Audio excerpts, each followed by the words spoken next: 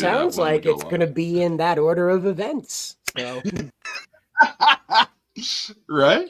You know what? You know what? I'm glad that squirrel's dead. Yeah, I said it. What about the raccoon? This is a warning to all living mortals. That who shall ever open this chest of demons will release 13 of the most terrifying ghosts upon the face of the earth.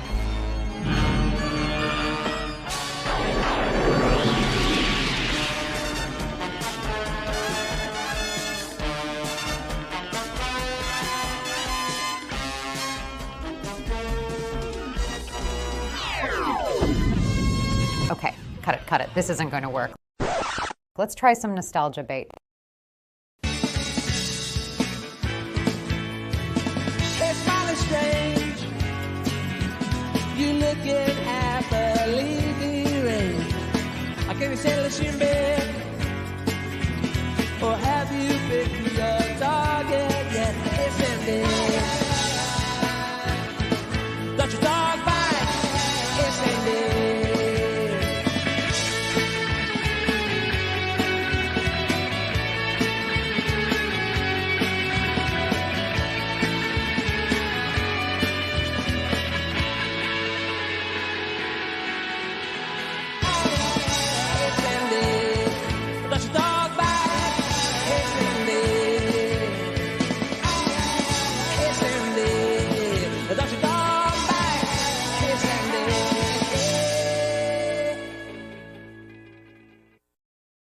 Okay, that was better.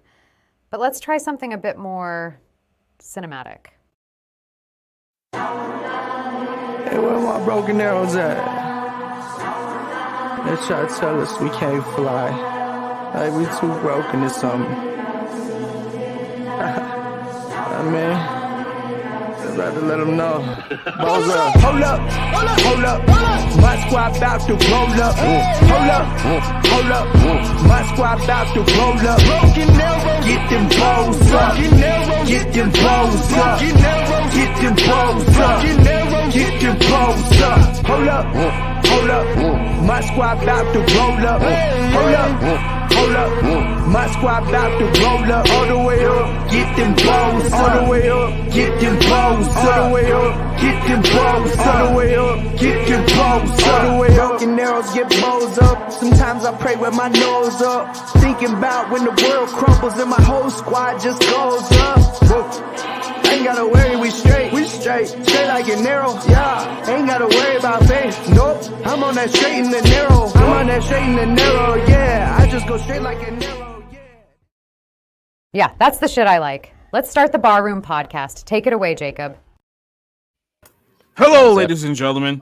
It is a very special episode of the Ballroom because it's not our typical Tuesday slot. It's a special Monday night episode of the Ballroom only because I'm heading out of town tomorrow and I'm not going to be here. Right, we're here for this week's show. It is episode 123. We have some new faces, we have some old faces, and we have some faces who we probably wish wouldn't be here, but I'm not going to tell you exactly who it is, Rick. Outside of that, let's go ahead and get started. Everyone's here to the show. Our good buddy here joining us here for, I think, the first time here on the Barroom Podcast, RJ William. How you doing there? I'm great. Thanks for having me. Very, very, very well. Hopefully this won't be the last time we'll see you, and hopefully by the time of this show you make a decision that will be the last time we see you. Outside of that, our good buddy Orange Hat's also joining us here tonight. How's it doing, Orange? Oh, it's doing all that shit, yeah. Mm-hmm. That's great. Joining us now, who just fresh out from his Trump rally in Pennsylvania, our good buddy Mr. Rob Motto. How you doing now, Rob? I'm doing pretty good. Good spirits.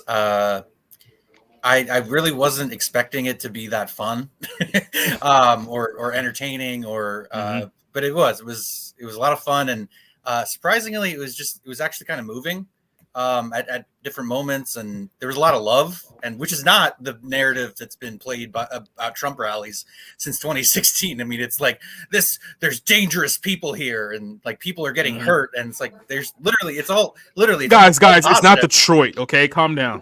So yeah, it was good. Got to see Marco Rubio. Got to see Michael Tracy, the journalist who worked with Glenn Greenwald, is kind of on the left.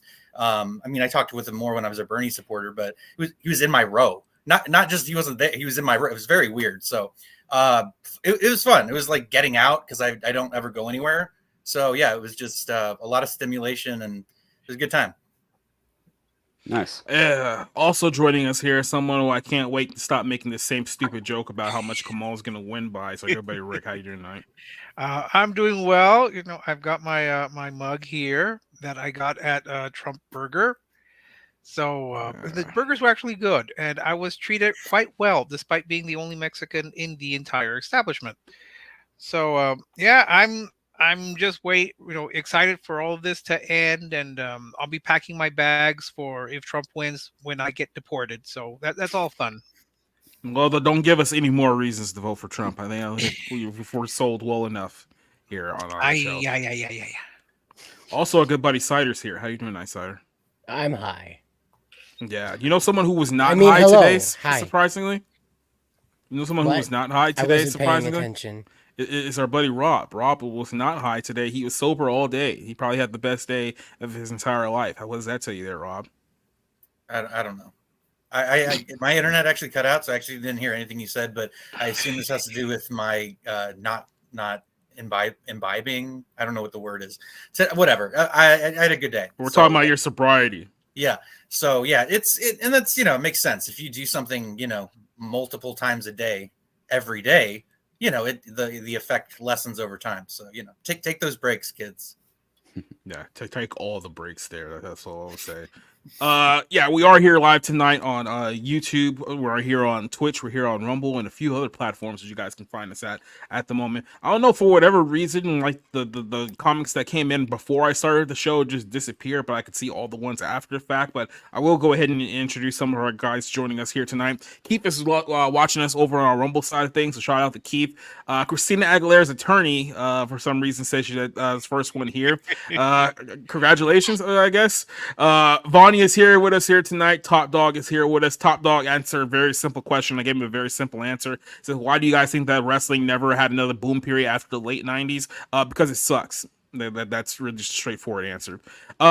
Spencer's joining us here as well, saying that it's so weird to be here on a Monday. Yeah, I agree with that. And now I can start reading all the other comments that you guys had on here. Orange Chat saying that you can't get used to Frank Castle Cage. Yeah, exactly right. Who else do we have here? DK saying make Rick great again. Was he ever great to begin with? You better believe it. Yep. Don't you have to be great to be great again? I am always been great. I have never failed. How dare you, sir? That's racist. Maurice is asking us who do we vote for because he said he voted for Trump on accident. I'm pretty sure he did. Yeah, I think Rick's probably the only one who voted for Harris here. I mean, no, I did not vote for Harris. That is incorrect. That is incorrect, Mr. Smith. I'm almost about as incorrect as her winning by 537 electoral votes.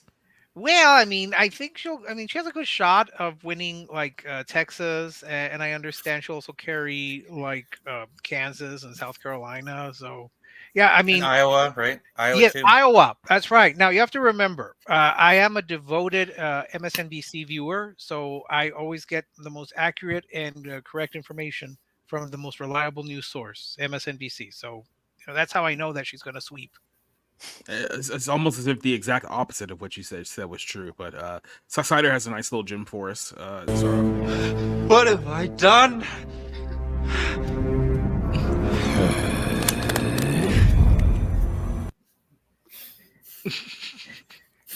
I feel like that's probably funnier if you're high. That's why Rob's like, what? If you go to Google and you type "I accidentally," the very first result is "I accidentally built a Jeep." It's just absurd and random, so that's why it's like again another stellar joke. Boy, do you suck. Why don't you sew up that pussy and grow a dick? We might get a joke out of you. God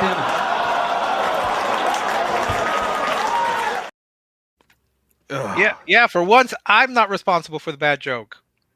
Yeah, well, we put that button on there specifically for Rick. So thank you. Mm-hmm.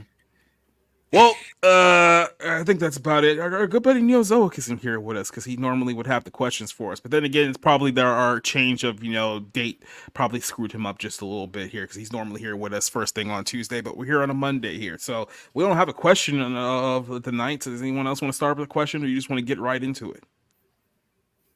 Yeah, do that. Well, so here's what we're going to do.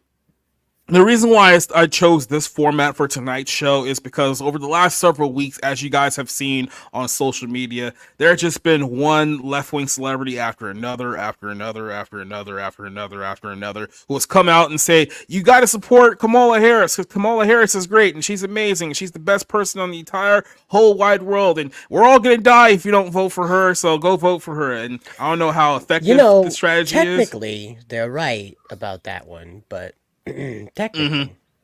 Yeah, I mean, technically they are in fact correct, because they're going to try to kill us all. Rocky the Black Dragon is here with us tonight, but shout out to Rocky here. But so I got to a point where it was like, man, there's so many of these videos and so many of these stupid endorsements and all these things that it feels like it'll be redundant to just like keep putting, oh, here's another person supporting Trump, here's another person supporting Trump. So I decided, why don't we just take a collection of all these people who have come out and the night before the election, basically kind of expose these people one by one. It's going to be the whole I guess setup for the show here tonight, because I want to go back just a little bit further here before we talk about all these endorsements. Now, for those of you guys who have been listening to the show a lot longer than some of you guys here have been here with us for the last few months, we've talked a lot about the whole P. Diddy story, the Puff Daddy story, whatever you want to call him.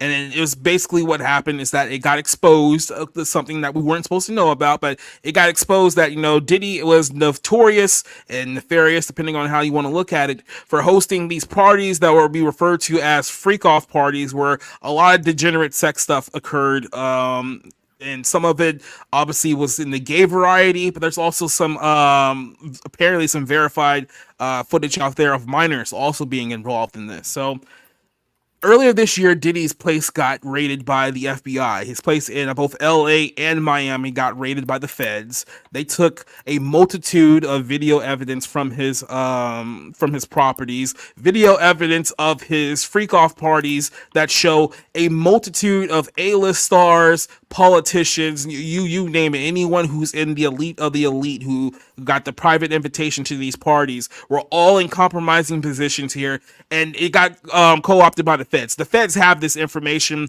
Over the course of the last several months, there has been leaks that the media has confirmed, but of course they won't say who's actually on these tapes. But it's like, hey, look, we have a tape of an A-list star doing something very, very degenerate and evil, or having something very, very degenerate and evil being done onto them, and it's all on tape, and we have the tapes. And as the result of that, it's been one star after another who have all had links to Diddy, who have come out to essentially say that, oh yeah, we like Kamala Harris now. It's like, well, isn't that weird? Because weren't you just directly linked to this whole P. Diddy situation? Like, doesn't there like tons of pictures, videos, and all kinds of stuff all over the internet about you guys together? Here's a quick little photo from Cider here. It's like, oh yeah, Harris received $500,000 for tipping Diddy off with the upcoming police raids. Yep. It's the other way around. Oh, I mean, obviously they were tipped off to the raid. They didn't tip Diddy off, I should say. That's corrected there, but yeah. So it's kind of how this whole thing started. So as one person after another came out in this whole support of, hey, we got to stop Trump. We all need to come together to stop Trump. People started to find a connection here of all these people, one after another. And it's like, isn't it just weird that all these are the exact same people who, Diddy has had nefarious connections to over the last several years? Obviously, you can go back decades with some of these people as well. So it's like, what's the real story going on here? What is actually happening that we need to be talking about? So I want to put this up here just for a second, because this was back in 2020.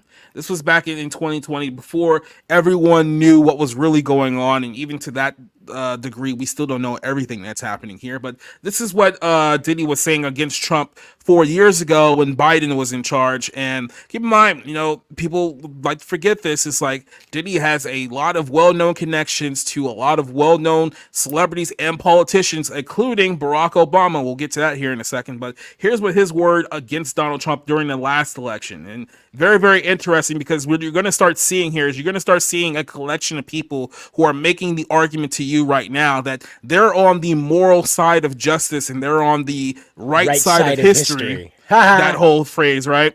And so listen to some of the things that our friend here has to say about Trump. If this man is elected,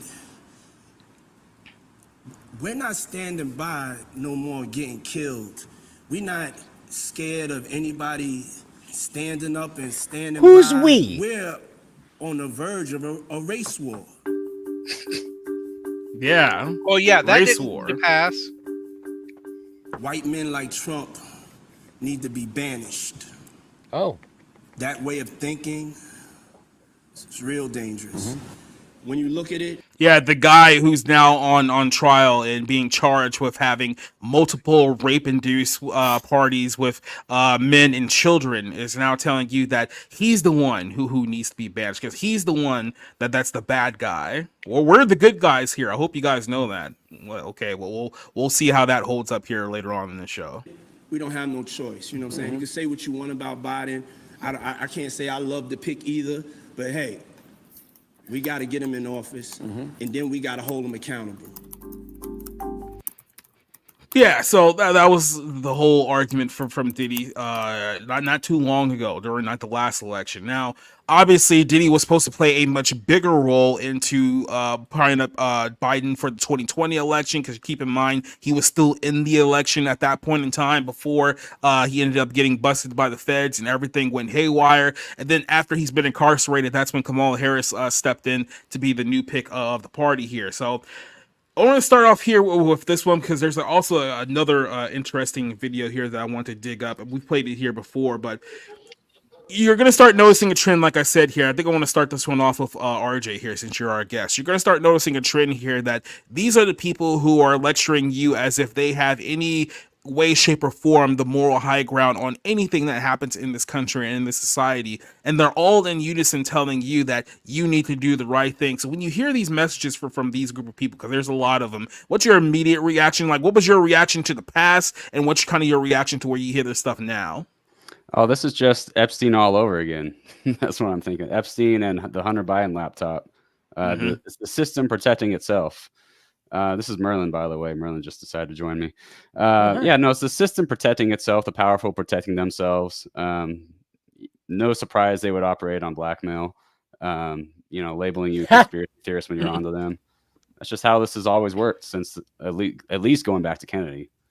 I feel like it's just becoming more obvious now. People are becoming more aware of it. I think people are tired of the fact that, they're more worried about your pets than the criminals who are coming across the border. The black squirrel too. Was he? Yeah. That's it was like a little black squirrel. Yep. Black pets matter, right, Merlin? There we go. Let's start burning the cities down any day now. Exactly. Ferguson will be on fire any moment now, I'm sure. Yeah. By the way, who's killing the most black people demographically? Is it black people killing other black people, or is it white people killing black people? They're called FBI crime statistics you're not allowed to talk about. Yeah, exactly. So the whole thing's just made up. It's all, you're supposed to fall in line, follow the narrative, and they're going to label you as a crazy weirdo if you don't. It's the same thing all over again. Deja vu all over again. Same thing, different day.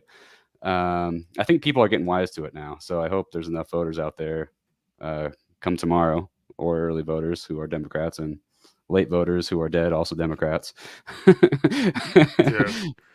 By the way, because I know MSK is going to make some comments in the chat. He is black, so if anyone tries to be like, "How come you let this racist white man say this?" He's black. I know he won't admit it. I've said these things on the show.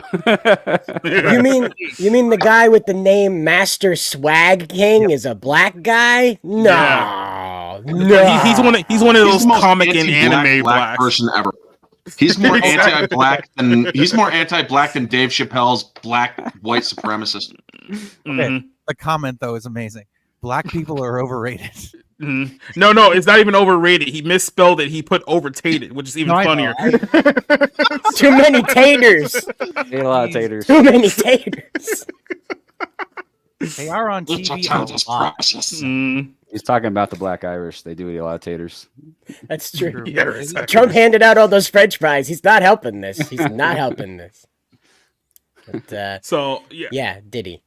Yeah, I want to pop up this video here too. This is an old video. Now, this is going all the way back to 2004. Now, this isn't the only interaction that now Diddy has had with Obama. There's plenty of recent pictures of them together that you can find on a simple X search if you want to. But this is an association that goes back at least 20 years that we know of here. And this is Obama before he became president of the United States.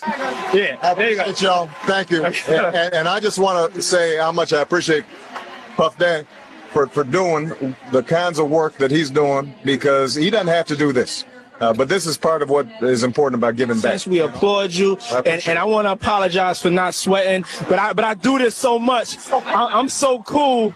I just want y'all to see everybody I'm interviewing is sweating. I'm not even touching my brow. I'm so cool, and I want to apologize. I ain't trying to make you look bad or nothing like that, but I'm just so cool. We T-shirt. Why are you If he was wearing sweating, one of those bro? fancy designer clothes he's designing, he'd be sweating just like me. Yeah, so I understand this portion as well. You know, I think what was it Rad just said here, Diddy got dirt on everyone. So apparently TMZ has confirmed on their end that during these freak off parties, Diddy made everyone who attended sign an NDA where they're not allowed to speak about anything that happened at these parties for like a period of like essentially a decade, or they can't say anything until after 20 years after Diddy has found dead. So essentially, he's first of all, let's think about this for a second. You're at a party where you have to sign an NDA, and this is not the first time that I've heard this from people in the LA and New York circles. This happens a lot. So if you're at a party where you have to sign a non-disclosure agreement about the activities that happen at the said party that you're about to attend, wouldn't that be like the first and probably biggest red flag that there's something weird going on here at that place? Like, who would intentionally go to a party like that? A lot of Maybe, desperate but- people who want to be in the spotlight, want a part, want to be an extra, an extra's, not like that, but they want a place. You know, Yes, they want to be it's around so famous people. enticing. There's people It's so that want to be enticing. used. There are people that want to be used, straight, gay, whatever, just because they might get off on it. It might help them in some way. Hollywood is a incredibly twisted place, so it doesn't exactly surprise me. But on the level that Diddy has been engaging, is like, okay, this guy's just a serious fucking freak and a monster. Honestly, Rob, are you channeling like the Eurythmics? Some of them want to use you. Some of them want to be abused. Some of them... I mean, it's just whatever. It's an accurate sort of thing for all It these is. places. It is. You know, you could sign that NDA, and then that's basically an entry into this world of wealth and decadence and debauchery and wildness and also connecting with people. I'm sure that the people who that court of pretty young things that were at the Bryan Singer parties were not there for the ambiance and the sparkling conversation. Or the pool, even though there was a pool or there. the pool, yeah. So And I want to lay this out to you guys too while we introduce our guest Eddie Brock for joining us. How you doing tonight, Eddie? I hope I can be heard. Yeah, you're heard. Yeah. Okay, thank you. We hear you and we see you, Eddie. We see the hair. That's all we need. But no, so here's the thing, and I want you guys to think about this for a second. Remember the Playboy Mansion? Remember that was a thing? And it was like this place where, you know, Hugh Hefner had a whole bunch of like gorgeous, you know, model women at these at his house, the grotto, these infamous stories of, like I said, once again, celebrities, singers, politicians, whoever you could think of here, and they were all at this event where they were, let's be very, very honest here, it was basically one giant orgy. That's really what it was. It was a bunch of guys showing up because the girls were naked, they were all having sex with one another, and you would have to assume that the reason why this went on for so long is because I'm pretty sure there was a lot of tapes that were recorded at, you know, this event, especially in that infamous grotto where they had multiple people in compromising positions. Now, this is kind of a window into a time in the United States of America where, hey, if you get caught with another woman, that can severely damage like your reputation. And that was a big scandal like back in the days of like the 70s and 80s and stuff like that. But as our society has, I guess, degressed in a lot of ways and devolved in a lot of ways. Well, you know what? being caught in just a regular old affair, that's not really taboo enough anymore. I mean, if you get caught being like, oh yeah, here's a video of this guy having sex with a bunch of women in a pool at the mansion party, it's gonna be like, oh, he's a hero in my eyes. Like, there's no real scandal there. Here, even if he's married, it's like, oh, who cares? He's living the dream, right? So it's like, okay, so we need to escalate this now because this old tactic isn't working anymore. So what they tried to do is that, well, how about instead of getting videotapes of them with women, why don't we get them in videotapes with them with men? And that became the next big scandal. Because it's like, hey, if we found out you're gay, that's going to severely damage your reputation. So, hey, unless you want the world knowing what's really going on behind the scenes, you're going to keep your mouth shut. And to a certain degree, that is still happening to this day. There are a lot of people in Hollywood where the open secret is that they are gay and that they have been involved in many relationships with other men. But of course, outside of Hollywood, it isn't well known. So they still have their secret protected within the industry. But even now, here we are in 2024, that's not really as much as a taboo as it was 20 years ago, because now we're openly accepting of gay and trans and lesbian and all this other stuff. So if somebody gets ousted for being gay, he can just be like, oh yeah, I'm with the LGBTQ mafia now and I'm going to be protected by the industry. Once again, I'll be hailed as a hero. So that's not enough anymore. So now we get to a point and say, okay, what level can we push this to now where it's going to be something that you can't come back from? Oh, I got an idea. Let's essentially catch them in compromising positions with children, because we haven't really normalized that in our society just yet. Not that they're not actively trying, but that's all going to be the next expose, is be like, oh yeah, this person was caught Roman Polanskiing someone, right? And then you think to yourself, okay, what's the next step after this, right? Do we have to, me, Insider, and a few others, we talked about this before, do we have to get to a point where we're literally watching somebody in a satanic circle striking somebody down and sacrifice because the stuff like that's going on behind the scenes? All I'm saying is that Eyes Wide Shut, maybe it wasn't as fiction as we thought that it was. Just to put it that way, right? So all we see in here is like things are escalating. And what it all comes down to is that Hollywood is essentially a blackmail racket. They'll get you in a compromising position. They'll wish you the entire world. They'll say that, oh yeah, we'll give you all the fame, all the women, all the drugs, all of this, all of that. You get all doughy-eyed. And the next thing you know, all they have to do is catch you in one videotape that goes to the Central Intelligence Agencies, and they got you by the balls for quite literally the rest of your life. Unless you want to have your entire reputation destroyed as a result. And that's what was happening here. So as we progress here through the course of this night, you're going to start seeing a lot of people where you have to be like, oh, there's a lot of skeletons in that closet, and they all come back to one location. So anyone got a quick comment before we move on here to our next person? Yeah, this is a tale as old as time. I mean, do these people not know the story of Faust? Right. This is a man who got the world for 7 years and lived how he lived, but of course he had to sell his soul to the devil.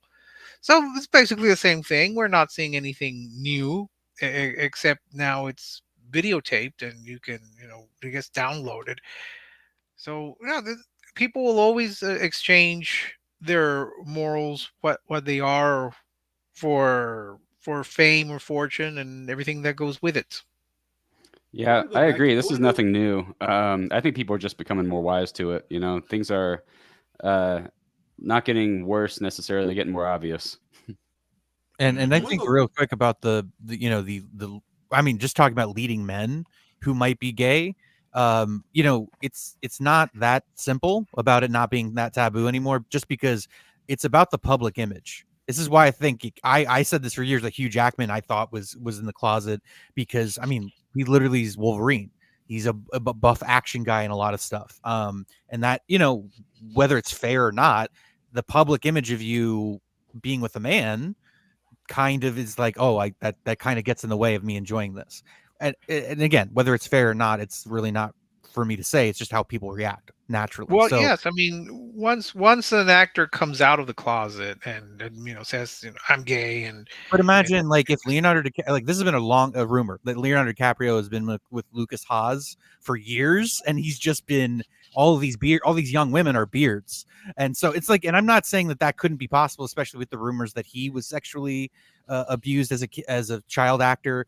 And look, he's a terrific leading man actor, but I'm sorry, I think he would not be that anymore if he came out of the closet. No, if you look at all the actors that have come out of the closet who were having diminished promising careers, they all eventually go into playing only gay characters. You look at someone like Matt Bomer, who Matt Bomer. was, he was potentially the Christian Grey, but he came out, good for him, and suddenly all he plays now are gay roles. Same with Jim Parsons, although it's slightly different. I don't think he was ever going to be a leading man, but once he came out, all he does are now basically gay parts. And I read somewhere that it's not so much that they lose appeal. It's just that the audience would have a harder time believing that this person is romancing a woman on screen when hey, this person would not romance a woman on screen. And it's not a case for having anyone stay in the closet. You can, if you are staying in or staying out, you can do what you like, but you have to understand that there are risks in coming out, not physically, but in terms of your career. And I don't know. I don't know. Just because Hugh Jackman likes to, do song and dance routines doesn't mean he's gay. Come on. He left his wife. Just saying. She was only 20 years Jim older. Parsons. He can't do any lead roles, especially after he played a ped. Yeah. Go ahead. What? They don't let you do lead roles if you play that kind of role. What? He played a what? A ped? Pedophile is what he's saying. Oh, okay. Yeah, that'll have people see you differently for sure.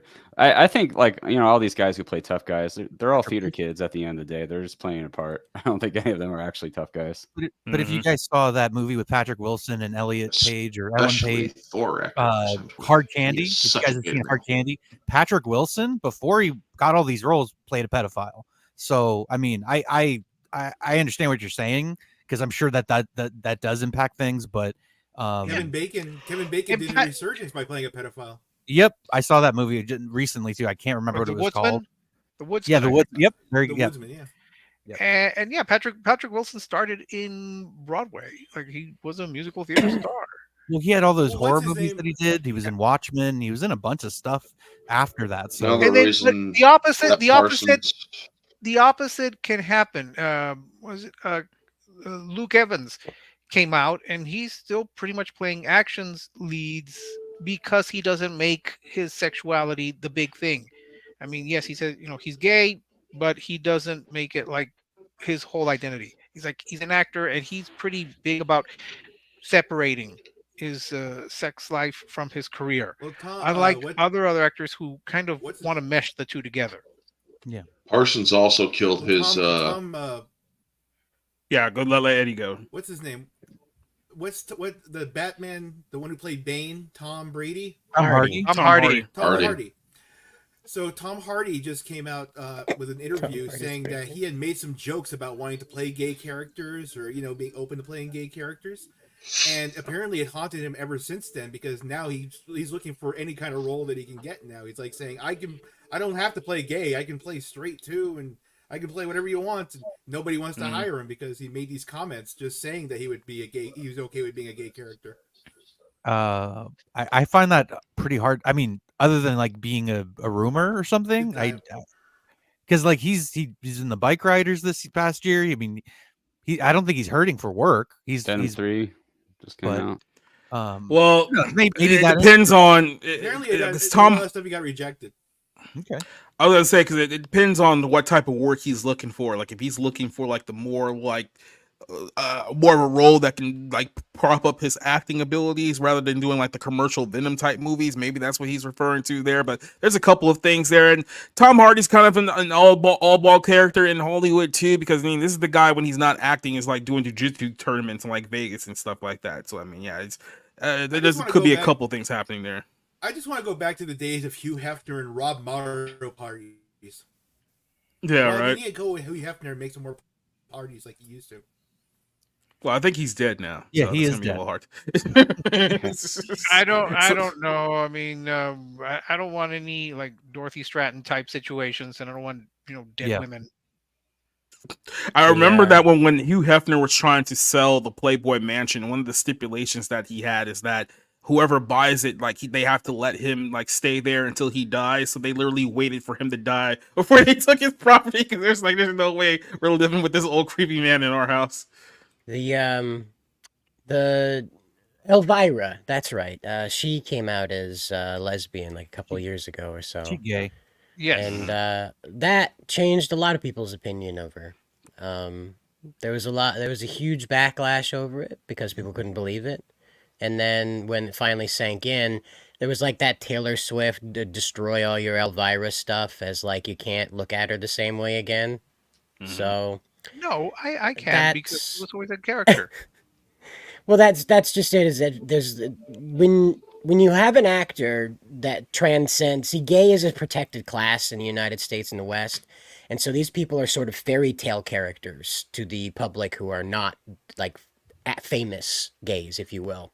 And so above being gay, being a famous gay, you're kind of like a fairy or a unicorn or some type of magical creature that otherwise just wouldn't walk the streets. And so when these people become when they are come out, it becomes imperative to protect that status, to not challenge their gayness, to not ask them to be straight, portray straight, pretend to be straight in any way, shape, or form, as they had to do that in order to live their lives. They had been oppressed, and so they could not be open. And so now you must pay them to go back in the closet and pretend to be one of those icky, normal, straight people. And so that's what ends up happening. That's why they go with them, casting them as gay characters, is because honestly, on their moral level, they can't say, I'm going to take this gay guy, and all I've ever heard in my life is that gay people have it so unfair because of the straight people, and now I'm going to force him to be straight. And that's what ends up happening to their careers, is that Hollywood can't sit through the morality play of asking someone to pretend. But that's that's at the crux of what acting is. And see, this is the whole point, is that you're convincing that's the power of an actor. You're convincing an audience that you're somebody you're not. You're lying so convincingly that they're buying it. Now it's with the help of a director and lighting and all that stuff. Camera angles to make it look like you have a butt. Of the art form, of the craft, is all of that. Who gives a fuck if you're gay or straight? It's irrelevant. How good are you at being convincing at what the part requires of you? That is the art. I would say that would be correct in theory, but also that's kind of our old way of thinking that, Hollywood's all about being the best actor and the best singer, and we've now seen that that's just not the case anymore. But before I let Orange before I let Orange go on here, I do want to move on because we do have a lot more to get to here. So I wanted to start off with Lady Gaga. Let's start off with her. She's the second one that we're going to talk to here. She's obviously been on the campaign trail for Kamala Harris. I think she was supposed to be at an event tonight with Oprah for Harris, kind of like a last ditch effort thing. But here's Lady Gaga's emotional appeal. Now, for those of you guys, once again, who have watched this show long enough, we've exposed exactly the type of people that Lady Gaga is openly associated with. And let's just put it this way, her daddy's probably bail, but let's just go ahead and start this here. And to all the women and all the men with daughters and sisters. By the way, you're going to see this as a recurring theme over and over again, and I just want to hold off this point because I was literally just talking about Moloch here a minute ago, but all of these women who have come out, all of these women who are these celebrity women who are all in for Kamala Harris, they only have one issue and one issue alone, and that is, I want to abort my child, I want to kill my child. That's really just what it comes down to. You're going to hear this repeated over and over and over again. And to people like Lady Gaga who makes this point, I have to ask myself, is it really because you really care about women's bodies, or is there something a lot more darker to the reason that you want to fight this issue so hard? Let's finish her speech, her powerful speech in support of her face. There's a lot going on here. Let's get to it. Sisters and mothers, everybody, no matter how you identify, now is your chance to vote against Donald Trump, a man who believes his fame gives him the right to grab one of your daughters or sisters or mothers or wives by any part of their bodies. We need. By the way, another thing that you're going to notice here too, the fake tears. There are so many women in these videos that we're going to show to you tonight crying, pleading, and begging that you guys don't support Donald Trump. And I was like, you guys are actors. Like, you guys are actors. I don't think you understand that people know when you're fake crying. It's like, you're not nearly as good at this as you think that you are. We need you. We need your family. We need your friends. We need your heart. Vote like your life depends on it, or vote like your children's lives depend on it, because they do. Right now it's time for action. It's time to muster all of our energy, every ounce of us, every ounce of hope, and optimism, and enthusiasm, every ounce of fear and frustration and discouragement. Now is the time to show up and vote like this country depends on it, because it does. Yeah, that's a great emotional plea there for Lady Gaga to really just support, all the immorality in the world. And then, I find it very, very interesting is that apparently right after she did the rally for Kamala Harris, after she made that whole speech, she came out with her new music video entitled Disease, which obviously, if you know her connections to people like, the, what's her name, Marina Abramovich, Yeah. and who's the other weirdo witch lady we talked about not too long ago, the fashion one, the one who's next to Kim Kardashian, who looked like a ghoul. I can't remember her name. Oh, Rami, like that's her name, something Rami. And then this is literally the video that she just released. Keep in mind, as she's literally on the campaign trail for Kamala Harris here. So my thing about this, what I find very, very interesting, is that these are the people who are trying to convince you that they are the good guys in this scenario. They are the heroes, and that they're standing against evil. Now, let me just ask you this: this looks like someone who, in any way, shape, or form, is standing against evil? No. Looks like Marilyn Manson, like just evil. It looks like she's having. It looks like she's having an epileptic fit. Yeah. Yeah, almost a little bit of possession going on there. Often does. Yeah. And this is just the thing that just like it's just almost just humorous to like a certain level. It's like they're so disingenuous like at this point. They're like I said, propping themselves up as the heroes, and it's just like, are we serious here? Is this what we're actually doing? So I want to go ahead and start this one off with cool. Neat. I think it's interesting.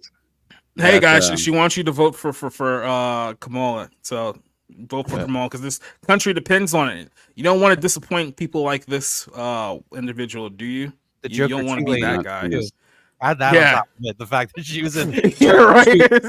And the worst offense of all is that she was in Joker 2. Right. I think it's interesting that she was mostly politically neutral up until recently. And not really. I mean, on some issues, she would come out for the left, but on candidates, she was mostly neutral. She was never like hardcore against Trump in the past that I could recall.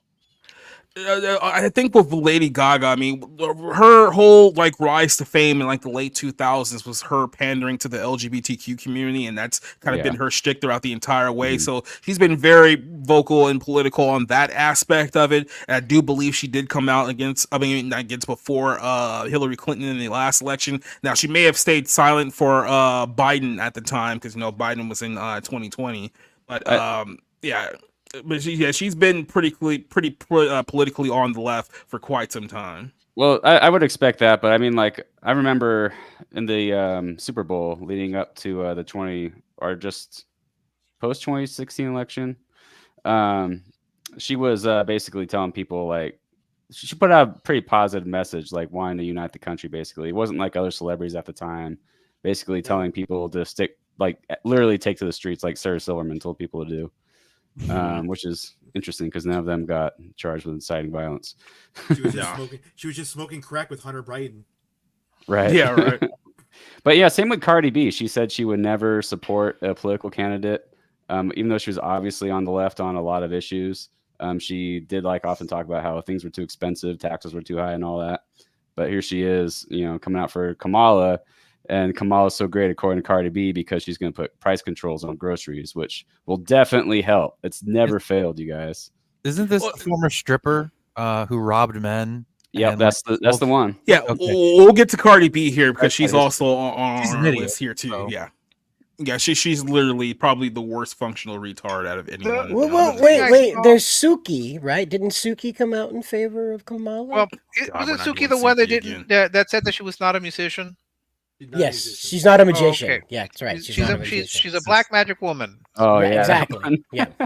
Now, the thing I saw in that powerful speech was that she didn't say vote for Kamala Harris. She said vote against Donald Trump. So that, I mean, that's not really an endorsement of Kamala. She literally spoke at a rally a couple of weeks. I just played that video because it was No, but speaking no, out. that Yeah. in that powerful speech, she didn't say this is why you should vote for Kamala. She said this is, vote against Donald Trump, and vote like your lives depend on it, because they do. I'm sorry, that kind of talk, I don't really believe it. I don't believe it when Never Trumpers say it. I don't believe it when someone like Lady Gaga says it. So is that, all boils down to this: why do these people believe that they will persuade me to vote for someone based on who they are or what Because they of do? a very low opinion of your intelligence. That's why. Yes. The Because devil. they're narcissists and they think that because they have so much power, they will influence you just by them telling you to go do something. I do think that's baked These into people their are absolutely political philosophy, by the way. They think they are betters and they're going to lead us, the peasants. They're They don't believe in absolutely demonic. self-determination. That's noblesse oblige. You see them wearing khakis at a sacrifice meeting like this? I mean, this is disgusting. Mm-hmm. Look at that. Holy crap. What's he think? This is 1989? I mean, at least Gaga in this picture is keeping kayfabe with the rest of the Satanists. I mean, like, what are the other two doing? I love chocolate syrup. Mm-hmm. What on earth is that? You know what it is. No, I mean, If I may. they didn't want to do a non-disclosure agreement for that. I mean, that's what they should have. No, that's the stuff that they do out in the open. So you can only imagine the stuff that goes on in the parties that require NDA. What is that? Some kind of weird art show, probably? Yeah, so this was part of one of Marina Ivanovich's spirit cooking events that she's infamous for. She's done several of them, and we've gone into good detail about exactly who she is. Go ahead, Orange. I mean, the thing is, a lot of people who are actually very smart to policies and laws and whatnot, honestly will look at all these celebs, these female celebs that are saying, think of your daughters and whatnot. And they are going to basically look at them and say, you do know that you are the most uneducated, ignorant piece of shit out there. Because when it comes to abortions and the access to it, Trump didn't do shit. He likes to take credit for it because 3 conservative judges were put on the fucking SCOTUS panel. But the thing is, even liberal judges, I believe, voted for Roe v. Wade being overturned.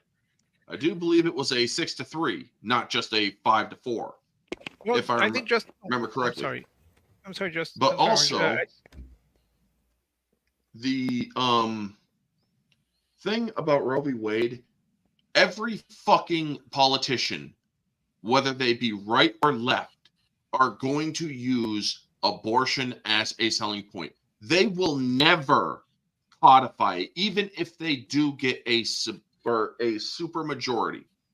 None will codify it into federal law. None will add it as an amendment. None of them will do that, even if they have the majority, because it is such a hot topic. It is such a powerful, divisive topic and policy point. So yeah, Democrats are using it because they're going to say, we're going to codify it. No, you're not, because first off, you need both super majority of Senate and Congress. You need the 3/4 vote. You ain't getting it. It'll never happen. So there's no actual way for those of you who may be Democrats in the fucking chat, there's no way they can codify it. Yeah. They had, or not even when they had the House and the Senate, they couldn't do it. It's irrelevant. I love that you. The voters are stupid. They're going to manipulate them. I was gonna say I like how you think that the people who are so for abortion actually understand like how the laws work of this whole scenario, that they don't know and they don't care. And not only that, they made it a states issue, which is what the 10th Amendment is all about. So when it's like, oh, access to abortion is a constitutional right, it never was. It never was. Well, so all of you who are constantly saying that, and the people on the news who spew that, and Lady Gaga and all these other idiots out there, congratulations, you're fucking playing yourself. You're showing people how stupid you really are, because you are nothing but a slave to the Democrats. And yeah, I'll fucking say it. You are a slave for the daddy Democrats, who were the party of fucking slavery. Well, You know, it's funny to me that they are still Lady obsessed Gaga with is race. so That never went away. I'll bounce a bit on what Orange said in that, yes, Dodds did not outlaw abortion nationwide. All it did is say that the states would decide what their abortion laws would be. Now, you could disagree with the abortion laws in one state to the other, but the idea that you were going to create, that you're going to have some kind of underground railroad to smuggle women from, let's say, Texas to New Mexico is a bit exaggerated. And I think even bouncing again off of what Orange said, I think even Justice Ginsburg said that Roe v. Wade was wrongly decided. I don't want to put words in her mouth, but that was my understanding. But ultimately, abortion has not been outlawed. There's no federal ban on abortion. It merely says each state will now decide, and I think that's what it was before Roe. Roe, I think, made it like it has to be nationwide. Now it's back to the states. If you don't like the abortion laws, pro or con, that's where you go to your state legislators and you make them go one way or the other. But abortion is not banned. The problem here is that clearly the left doesn't care about the truth. They're trying to sell you on a narrative, which is the twisting of the truth. So it doesn't matter to them that, well, technically it's not banned on a national level. It's up to, in their mind, it's like Trump is going to make you all, turn you all into handmaid's tales, and you're going to be barefoot and pregnant because you can't kill your kid anymore. That's the whole narrative that they're trying to sell here. And that's what they constantly repeating. That's you've got all those ads. The talking points. Yeah, exactly. And that's what people believe. And the reason why people believe that is because you have complete and other knuckle dragging retards like Cardi B who are out here on the campaign trail for Kamala Harris. This was a dumpster fire from this weekend. So she just made her appearance this weekend. Cardi B is probably the closest thing to being functionally retarded that you can use as an example as a person. She's a famous rapper, stripper turned rapper. She's admitted multiple times to, drugging men, stealing from them, using trans men to essentially compromise her johns and stuff like that. And there's just a whole bunch of just debaucherous stuff from this woman. And you hear her speak. She's not intelligent in any way, shape, or form, but she's popular. She has a large following because of her rap career. So and of she course, did the one on the JJ, right? yeah, the song was a Wet Ass Pussy. That was her song. Yeah. So that's all her here, and this is her. So what happened here? I'm going to show you the video, which is actually more hilarious. But she's reading her speech off of a phone that a staffer gave to her because the teleprompter broke when she was on there. First of all, I don't know why they had a teleprompter on there because I'm pretty sure she can't read to begin with. But this was her giving her speech to why everyone needs to vote in support for Kamala Harris. Before you play it, can I just say that I'm not impressed by any of these Democratic women trying to steal the Jackie O hair. Like they're all trying to pretend they're Jackie O. No, honey, you're not as sophisticated as her. Yeah. Let's listen to let's listen to this 46 IQ person speak. I believe in every word that comes out of her mouth. She's passionate, she's compassionate, she shows empathy, and most of all, she is not delusional. Pussy. Yeah. See. Was this after the teleprompter broke and she struck? Yes. Okay. Yes, this is after it broke. Recognize that this country is at risk. That the economy. I mean, as you can see, she's clearly reading the speech that she was supposed to give on the teleprompter off her phone. needs to get stronger. That the cost of food and the cost of living is too high. Damn, it's even high for me. Now, it's funny because if you remember, Cardi B was the same woman who several years ago was complaining that, her taxes was too high because when she first blew up in her rap career, she realized that the government was taking half her money and she was complaining about it. And there was foolishly a lot of conservatives, most of them worked for the Daily Wire at the time, that were trying to be like, oh, we can bring in Cardi B on the issue of, taxes and we could turn her into a Republican. And even then I was like, guys, this is not good. She's too stupid to understand economics. economics. It's like it's not going to work out for you. And here she is a couple years later. So yeah, that didn't work out. This dumb bitch, before you play again, she honestly thinks, or she's voting for Kamala because she can believe what Kamala says, but not fucking what Joe Biden has done, and Kamala being the second in command has done. What a fucking dumb cunt. Like I said, when it comes to common sense, you really have to grade on a curve of this woman. They're holding like video game wrestling signs. I believe her when she says, under her, buying eggs and milk won't break the bank. Because she's gonna pass a ban on price gouging on groceries. Gotcha. Yeah, that's gonna help. That's gonna help food prices. That's gonna make everything better. Oh yeah, she's gonna. Yeah, It's gonna work super well. And she told me that in my face. So she better not lie to me in my face. But this is what happened right She pick before up a that. Puerto Rican accent? I mean, I know Kamala likes to pick up accents during her speeches. Well, she is Dominican, and I think she's from New York too. So yeah, she probably sounds like pretty much every Puerto Rican woman. She was you've ever trying met to in be your a little Rosie Perez type there. Yeah. Mm-hmm. She should go Yeah. back So to this the was her fucking before her speech, Put it down, and Mocha. she was trying to make her speech, but there was no teleprompter. So this is 1 minute and 25 seconds of unedited footage of her stalling for time. 1 second, guys. 1 second. She couldn't just speak extemporaneously. She No. couldn't memorize the, She's couldn't memorize trying the to. speech. She couldn't memorize. She can't think of anything to say. She literally can't think of anything to say right now, Rick. Okay. So I don't take lightly She's the a call. brunette. That's a dumb blonde. Sorry, guys. I'm a little nervous. I don't know Yeah, what that's to it. say. You're nervous. Hello. You know, Eddie can understand this. There's this thing in pro wrestling where they just send you out there. It's like, okay, you got like 2 minutes. We're not giving you any speed. We'll give you bullet points, and you just go out there and you cut a promo. And this is a woman who does not have the ability to cut her own promo without without a lot of direction. Randy Savage and the little cup I'm of sorry. cream. It's a bit. Mhm. It's a bit like the future 47th president, who also cannot speak without a teleprompter and will collapse if there's nothing to have her read. This is the first time she's ever had 4 dicks in front of her without something to say. Oh my gosh. Yeah, right. I'm a little nervous, guys. I've been waiting for this moment this whole life. My whole life. And she goes dead silent again. It's great. I need patience over here. Coming up a couple of shiners.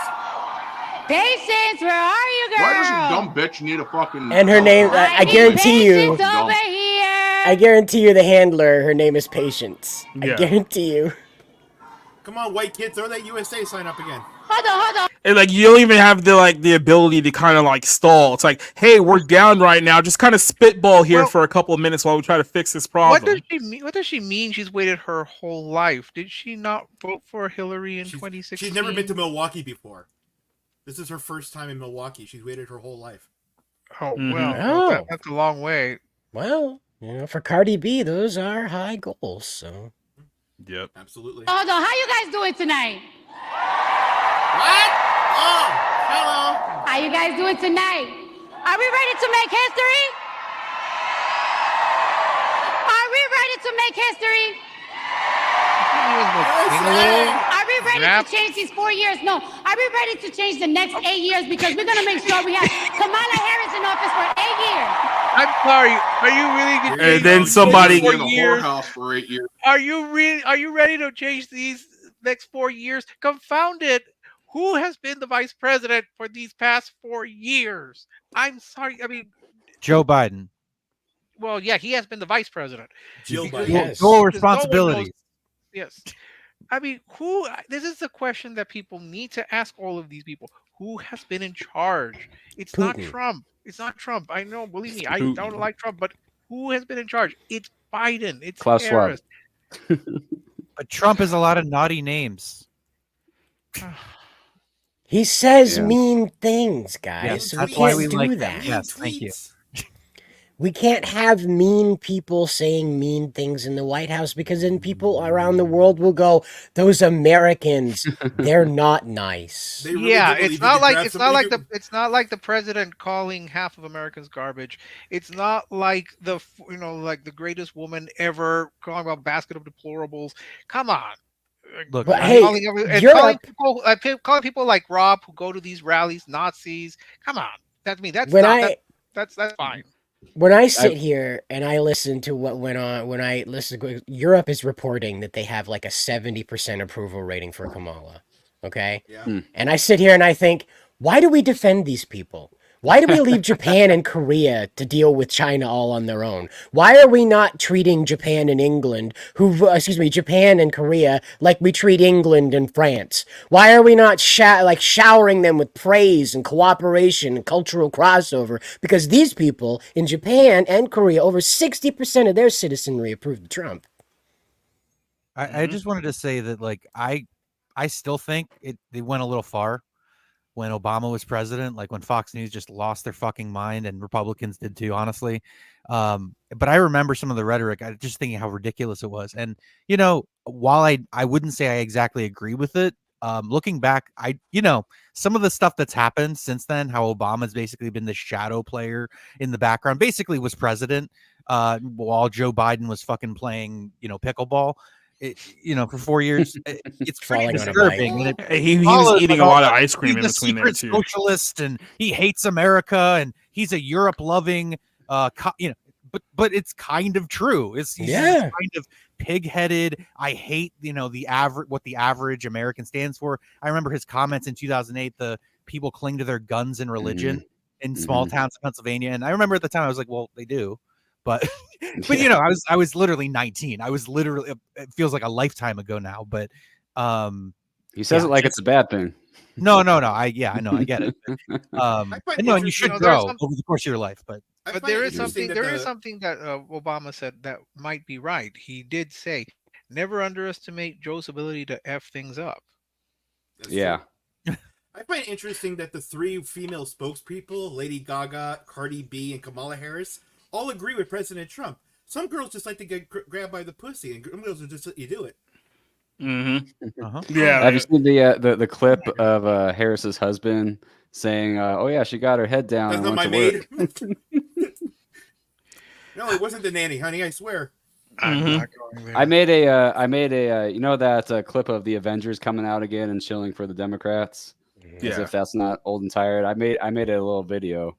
I put it down in the backstage. Well, like a minute long.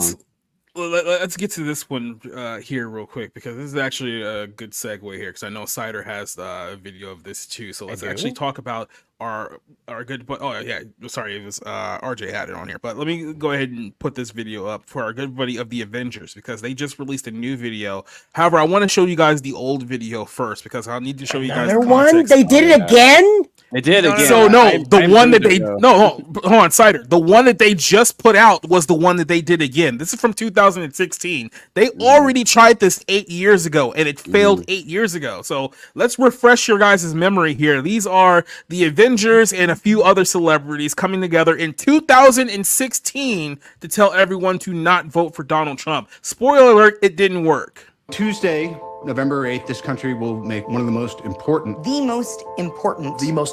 decisions in its history. He's not an Avenger. Have a chance You have an obligation. to be a part of that decision. You might think it's not important. You might think you're not important. But that's not true. And the only way we can prove that to you is by having lots of famous people. Lots and lots of famous Hold people on to there. say, Not you. repeating What? I was gonna say, not you, James Franco. Not you. Yeah. James By Franco. the way, since this video has come out, James Franco's obviously gotten Me Too'd out of Hollywood. So Yeah, and guess what? He's not an Avenger either. I'm so sorry. But there's some of these people who I have no idea who they are. I think it's the Avengers introducing it, and then it's just a bunch of celebrities. I think that's the whole. Yeah, it's people who were popular back then. But it's all the usual suspects who you'll see in our later video here in just a couple of minutes. how important. How important I don't know if that word is. Avengers. Register. Vote Malcolm Brandis. Some of us aren't as famous, but still pretty famous. Like, Who is that? You've seen us somewhere. Sometimes a not famous person will be mixed in with the famous ones They drive the message home. because of their unpolished sincerity. they're trying to be meta here, but they are coming Unpolished across sincerity. Yeah, see, this is exactly what I mean here. I'm gonna rewind here just on this part. It's like when they're trying to, all these people are trying to be emotional, like they're trying to like draw tears out of you. It's like it's fake. Like we know it's fake. It's almost like how Orange Hat feels about we were playing like a pro wrestling clip. It's like I know you're being fake. This isn't working. They're unpolished sincerity. Oh, you're so broken up. No, it sounds like they are doing parody. This is Right. don't- They're doing Yes, they're doing SNL. two things simultaneously. They're trying to do the sincerity thing with the normal people, and then Robert Downey Jr. is doing this almost comical, like, self-aware, Well, he kind of was performance. auditioning for Oppenheimer after this. So. Yeah, well. You only get this many famous people together if the issue's One that truly matters to all of us. A disease or Oh, see, ecological Mulan. crisis Okay. or a racist, abusive coward who could permanently damage the fabric of our society. Do the math. Do we really want to give nuclear weapons Wait to a a man minute. whose That signature guy, move is the firing? Russian guy, things? he's the one that threatened to punch But we people can in end the this face. nightmare before it begins. We can save the day. For our children. For our children. For our children. It's most So you mean the children you want to abort? have children. Think of the children. Mm-hmm. Yeah, an industry as notorious as Hollywood and their great background record when it comes to children. Yeah, you're definitely the side that is on the side of kids. Like, what are we doing here? Like, Yeah, I just saw the Gary Coleman documentary, so killing off I your don't own know fan- if this is a your own good fan base. pitch. Mm-hmm. How many of these people have been like outed as like sexual predators since this came out? A few. There's been a couple. I know she has, and she's wrapped up tighter than a catcher's mitt. Mm-hmm. Yeah, there's a few people in this video who don't have careers at the current point in time, which goes to show you, hey, they were on the right side of history 8 years ago, right? For our communities. For our communities. For our communities. Well, they For suck America. that bad. For America. For America. All it takes is all of us. All of us. All of us. We cannot pretend both sides are equally unfavorable. We can't say one vote. West doesn't Wing matter. guy. Your vote matters. It affects everything. Hey, that's Hank Prim. Everybody. There he is. My name is Earl. Oh, oof, oof. And that mustache is not helping me either. And just for the record, his brother Dave has had a better career right now. He's doing that. Not Now You See Me 3. No. Right. The real like win for Dave Franco is that he's married to Allison Brie. That's about it. But Yeah, okay. And I they're think not James re- Franco has had a much Yeah, better- but then again, they don't have kids, so it's kind of like that weird situation. It's like, are they really married, or is it another situation? Are you really going to have kids with Joe Dirt over here? Mhm. James and Dave are not related to Francisco Franco, which would have been perfect. Like, I'm sorry, I don't trust any couple who's been married like 8 to 10 years and doesn't have a single child. It's like there's something wrong there. Like that's a front. Well, some choose Not just the presidency, but the Senate. The House. Your local officials. Immigration. Student debt. Common sense gun laws. The Supreme Court. See, Okay, this isn't just Nathan an Fillion, election. you did not cross the border illegally. You did not sneak across the Rio Grande in the middle of the night. You I didn't applied run- at the I didn't Canadian almost run him Immigration down. Office I and did you not drove run him across the down. border. I did not come close to running Nathan Fillion down when I was going down the border. Yeah, right, exactly. You're not going to find Nathan Fillion stuffed in the back of an 18-wheeler. To be fair, though, I'd love to run over a key over here. Oh, I don't know if he's, It's just so annoying. Well, it's just so disingenuous. It's like, I immigrated the right way, but I want to make a case for people who are effectively breaking into your home. And it's like, what are you doing, Captain Hammer? Cut it out. Hammer time. Do you remember when he was Captain Hammer? In that weird musical thing? Dr. Horrible's musical sing-along. Yeah, that thing, yeah. Yeah, Here- that here's- happened. Here's Agent Colston over here telling Yeah, you not to. that's Captain Hammer. Wow. What happened? It's a tipping point. He's Green For the Lantern country. now. For the world. For your world. Point. If you don't know how or where to register, go to savetheday.vote. SaveTheDay.vote. Make yourself heard. Tell the world that you care about what happens to it. And if you do vote and help protect this country from fear and ignorance, Mark will do a nude scene in his next movie. Mark Ruffalo. Mark Ruffalo. Mark Ruffalo will do a nude scene in his next movie. Wait, what? Mark will do a nude scene. Mark's gonna have his dick out. Full Monty. Full Marky. No. Go to See, things like savetheday.vote. this When nobody make talked it look about like it's a joke. Save the day. Make Mark be naked. And everyone saw that and they said, well, I'm voting for Trump now. See, here's the thing: they think that they're being funny, and they think that like a laugh track is going to be happening as he's making these Corey jokes, and which is also influenced here when we fast forward 8 years to their latest video. Now, I'm going to warn you guys here: some of these people, Really all do of whip these it out. people have not aged well in 8 years. I'm just going to throw it out here because we're going to fast forward here. I hope you And don't like I whip it said, mostly all the same people we just saw from that video, but here's what they look like 8 years later. It's the same shtick, so here we go. It's a phone call? Hi, you guys. The Hi, Zoom. Avengers. Oh, she's bald. Hey, Scarlett. Jumping on the call. Whoa. I think you mean assembling. Hmm? Don, that's pretty good. No, they thought it was funny. Scarlett, it is our pleasure to come together and to get the vote out this election. Come on. Yeah, how can we be of service? How about we start Is he with even a what citizen? our voting plans are Why going to be? can't we who get we're gonna this bring thing to the started? polls with us, that sort of thing. I think Kamala Harris. We should vote for Big Pam. I hate these Look, people. I object to Jarvis. Is he even a citizen? Can he vote? No, he's not even from here. Mm-hmm. He's also married to a very hot woman named Jennifer. He doesn't go to this school. Yeah, exactly. That literally, when I was watching this video, I had that old like Mean Girls joke, like he doesn't even go here. Exactly, he doesn't even go here. Harris needs a catchphrase. Ooh, yes, definitely a catchphrase. How about this? I'm just off the top of my head. I can do this all. I will say this: Chris Evans here spent a lot of money on hair plugs, and it looks great on him. Don't you agree? He's the And son of a Red- dentist. And Red He's One the will son of a bomb. Red One is going to bomb. Yeah, we know. It's $200 million. And Well, yes, absolutely. to be 100% clear, even Robert Downey Jr. doesn't have a career outside of the MCU. Okay, He was on Nolan drugs for a lot of years, though, to be fair. So he's doing pretty well. Nolan handed him a slam dunk at a neat little gold statue award, okay? That's all that made Robert Downey Jr. famous for a few more minutes here. And the right. Doctor Doom thing is back to form with MCU. Everybody here ended their career with Endgame. Yep. Oh, I don't know. They all thought that this would be the launching point, and this is like, no, this is the finish line. I disagree with you, Cider. Chris Evans was in Deadpool and Wolverine, recreating the Human MCU. Torch. Yeah, he's Was that- back was that- in the was same that, was that MCU. MCU? Or was that Yeah, something they're else? all MCU. Yeah, they bought Fox like what 6 years ago now. I think it's almost been 8. Bring Yeah, back something Michael like that, Chiklis so yeah. Bring back Michael Chiklis as the Thing. Yeah, Bring back Michael Chiklis. How about we just start there? Let's get Michael Chiklis. Let's just do a reboot of The Shield.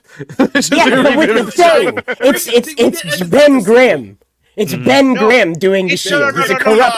No. The ultimate crossover. The Shield meets the Commish. Right. The Thing is the Commish. Yes. Guys, Ben we're Grimm, talking. PI. We're talking about a very serious election Oh, here. You that's guys right. are making Sorry. references to television shows. Our We're lives trying to Much be more serious interesting here. things. Yeah. Yes, let's go back to the propaganda video. All day. Sorry. Shut up. I hate it. Okay. I mean, it's original, but What about something punchier like boom. You looking for this? Iron Man 2? Everybody loved it. Okay, again, I think we're just trying to get out the vote. Kamala for it. Yeah. Oh God. Okay. First of all, I was gonna make the comment here that did anyone actually like Iron Man 2? I don't think so. But then don't. this is probably the worst part of the whole video right here. Out the vote. Kamala forever. Yeah, I cringe every time I watch that. They literally did it unironically. Look at Robert Downey Jr.'s reaction though. That he's even whatever he's supposed to react to next. I immediately saw the "kill me right now" in his eyes. That's better. Okay. See that? You look at him. That's the eyes, and they just shoot me right now. Please stop. I just endorsed Mel Gibson for God's sake. He's probably Stop getting this. $5 million for this. That's probably the only reason he's doing it. I hope Thinking, so. I got an Oscar. I don't care. I've got my Oscar. Well, I'm Right. down with democracy. It's just clean, it's simple. Okay, I like that. It's hard to. Down with democracy. That It sounds like you're saying get rid of down with it. Yeah, democracy. that's the joke here that they reference here. This part. Argue with that. Kamala Harris down with democracy. Oh, yeah. Perfect. I'm Kamala Harris, and I say down with democracy. I don't know if that sounds the way we want it to sound, though. I think we just need. Can we get some production though? Jarvis? My name's not Get some Jarvis, but testosterone whatever. in this, please. I mean, Oh yeah, that's right. Oh yeah. I will say this: Paul Bettany looks like our friend Pete if he was like a more successful douchebag. Like a hipster asshole. Yeah. Yeah. Pete with the jawline. You're about right. Yeah. Yep. Oh yeah, that's right. Down with democracy. Down with democracy. Is that what we mean, though? Yeah, together we're gonna tear down democracy. Will you stop playing heroic music under yourselves? I'm a Kamala joke, Harris, right? and I am down with democracy. Did I sound enough like her? Yeah. No. I hate No. this No. movie. You do. It's not. You guys gotta funny, play the it's version. Not clever. You It's see the not direct one? smart. What are they really? What are they thinking? I fixed it. Whoa. I think you mean assembling. Oh God, he yelled it out loud. What a I think Kamala Harris needs a catchphrase. I decided I was going to start prosecuting parents for truancy. If you don't go to school, Kamala's going to put you and me in jail. Yes, we achieved intended effect. I don't know if that sounds the way we want it to sound, though. It's original, but what about something punchier like I want money. Kamala Harris down with democracy? Oh, yeah. I'm Kamala Harris, and I say down with democracy. With the swipe of my pen, I could charge someone with the lowest level offense. Weeks later, I could dismiss the charges, but their life would forever be changed. Down with democracy. Down with Let's democracy. throw black people into jail. We're gonna tear down democracy. Yes. Let's throw That's them the in real jail and then guilt them for not voting. That's what for you us. did in Throw California. him in jail for 3 joints in your pocket. Yeah. Mhm. Right. 10 years. I'm just like fucking killing sentence. your pet. Yeah, honestly, Never I'm mind, kind of busting real criminals. I'm actually somewhat surprised Brie Larson has stayed somewhat silent throughout this entire election cycle. I mean, I probably wouldn't have had that in my bingo card, but it's happened. So, but They're Brie not Larson is subtly raising to the mid card levels of likability again. I'm honestly surprised that you didn't pop up that video of them trying to get the electors to actually not vote for Trump when they were going to certify the election. Because they had famous people there. Martin Sheen popped up there telling us, you don't need to vote for Hillary, but don't vote for be faithless electors. Yeah. Yeah, Bree. I think Bree talked to Sydney Sweeney, and Sydney kind of told her, you're kind of cute. You should keep your mouth shut. And I'm pretty sure that's what Bree's has been working on this whole time. Well, it makes me wonder. When she was all gassed up, running around saying all that crazy stuff during her MCU run, it makes me wonder if that was really her, or if her PR agency or whatever contract she signed said, no, you got to be girl power. You got to be 100% girl power because you're going to be the girl power lead of the MCU. Remember, we were told she was supposed to be the new Iron Man. So it makes me wonder now if none of that was ever genuine to Brie Larson. It was just what she was contractually obligated to bark out. I thought it was Riri Williams who was going to be the new face. No. That she was supposed to take over the prominence of Iron Man. That she was supposed to be the new center, the anchor being, if you will, to the MCU. Oh, yeah. Because everyone wants to join that, that sinking ship.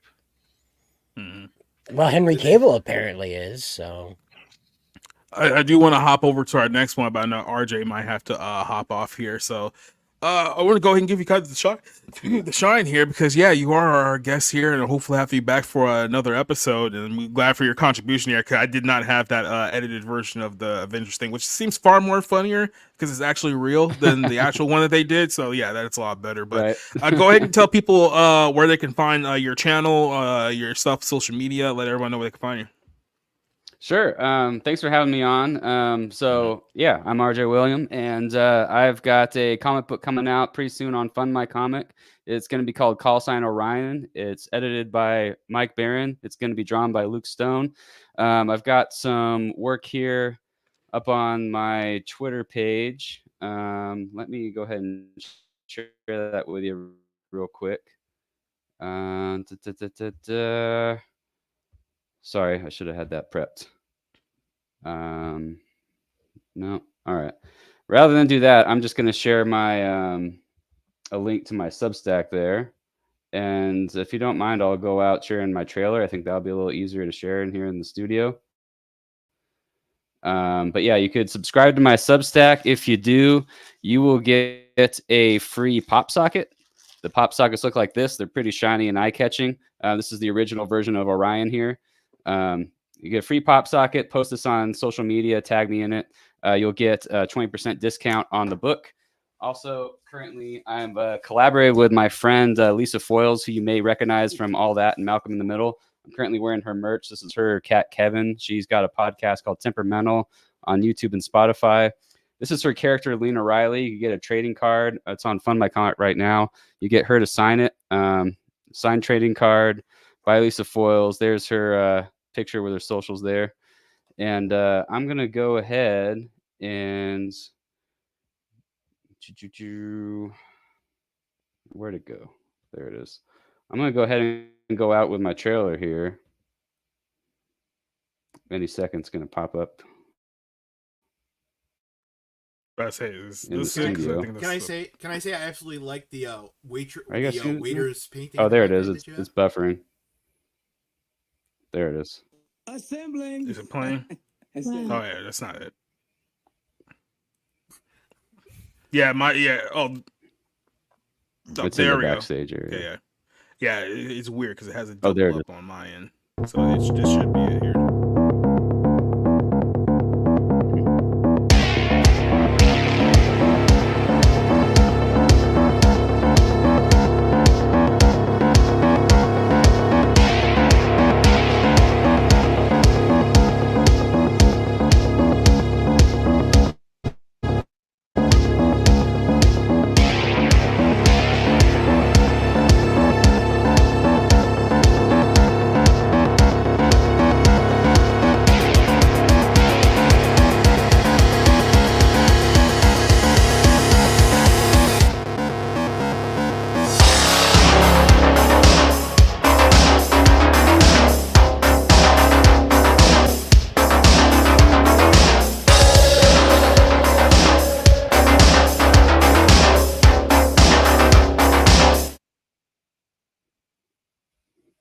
Yeah, so Substack is my mailing list. So best way to just go ahead and get on the Substack, and the more people I get on the Substack, the sooner it's going to happen. We're going to launch it on Fund My Comic. So go ahead and get on that mailing list, get a free pop socket. Yeah, it's going to be an awesome space opera. It's going to be a lot of fun. So can't wait to release it. All righty then.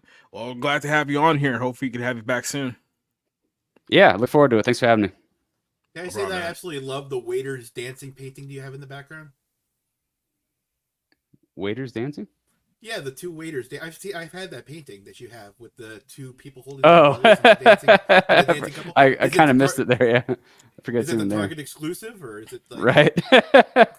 Yeah. Well, take care, RJ. We'll see you soon. All right, see ya. All right. So I do want to bring this up because we're going to talk about our good buddy, our friend of the show, Mr. LeBron James. LeBron James, huge fan of the Barroom Podcast. LeBron huge James. fan of the show. Emails all the time. Yep. Oh yeah, we know each other on a first name basis. He calls you Big J when he writes you. He says, "Yo, Big J, loved your show last night." He calls him King Jacob. That's how That's big right. Jacob is. Yes, that's right. He literally calls me Israel. That's what he calls. That's how close we are. He calls you Israel. He converted to Hebrew Israelite just because of Jacob. It's amazing. Yeah. So LeBron James came out a couple of days ago and, you know, obviously gave his very thoughtful opinion about politics, almost up there with Cardi B when you talk about just, you know, the intellectual heavyweights in this discussion here. And here's the caption of the video that he posted. It's like, what are we even doing here? And I think about my kids, my family, and how they're going to grow up. The choice is clear to me. Vote Kamala Harris. Vote. He said it in all caps. I'm assuming that he was screaming when he said that. Then he posted this very slanderous and misleading video on his Twitter page while he was demanding everyone to vote for Harris. Just a forewarning here, nothing in this video is actually true. All right, heck yeah, it's cool. Black guy. That's one of my buddies. We had fun. We carved watermelons together. It was awesome. No, I'm not a racist. He isn't a racist. They're taking black jobs now. The whole country's going to be like, it'll be like Detroit. A lot of it's about the genes, isn't it? Don't you believe? They're poisoning the blood of our country. Look at them. Troublemaker. What? These are troublemakers. Look, I love the old days, you know? Do you know what they used to do to guys like that when they were in a place like this? They'd be carried out on a stretcher, folks. Like to punch him in the face, I'll tell you. Now, if you had one really violent day, like one rough hour, and I mean real rough, the word will get out and it will end immediately. But we're going to indemnify police officers and law enforcement from being destroyed by the radical left. You're changing history, you're changing culture. Of course I hate these people. And let's all hate these people because maybe hate is what we need. Like, way to take just a bunch of clips completely out of his context and make it seem like he's talking about black people. Wasn't that video from like 30 years ago? And you know what he's actually speaking about? It's like, oh no, we all know who he's talking about because he's a racist, right? Absolutely. Now, LeBron went on to clarify his posts on here. Remember, this is the same guy who spent like 6 years reading the same first page of a Malcolm X book. But here's his explanation to his support of Harris over Trump. Well, I was going to do it the day of the game in Cleveland, but I didn't want to overshadow the whole hoopla of me and Bronny going back home. That's what I planned. But by the way, LeBron James is pretending like his son is an NBA star, and he's not at all. But you know, he scored his first bucket on what was it, Friday night? He scored his first point. So he has 2 points. Hall of Fame in his Hall of Fame in his NBA NBA career. Brody's in the Hall of Fame. Why is there a woman? Why is Spike Lee in the corner have a cruller on his head? Oh gosh, I don't know. It's like Spike Lee's mom or something like that. It was weird. I'm doing it. So I figured yesterday would be a good day. Everything was kind of silent, and I wanted to make sure that it's seen, heard, and heard with force. It's more of a cinnamon bun, I'll admit. Okay. Having a daughter, having a wife, having a mother. Just hide her in the background behind the shirt. When it comes to women's rights, when it comes to the future, with my kids and where I see our country should be. I feel like that endorsement is only right. It is. Come on, you guys know me. Damn sure won't go the other way. What did your experience in 2020 with Vote teach you about politics, show you about politics, show you about the impacts you can have on a very specific way?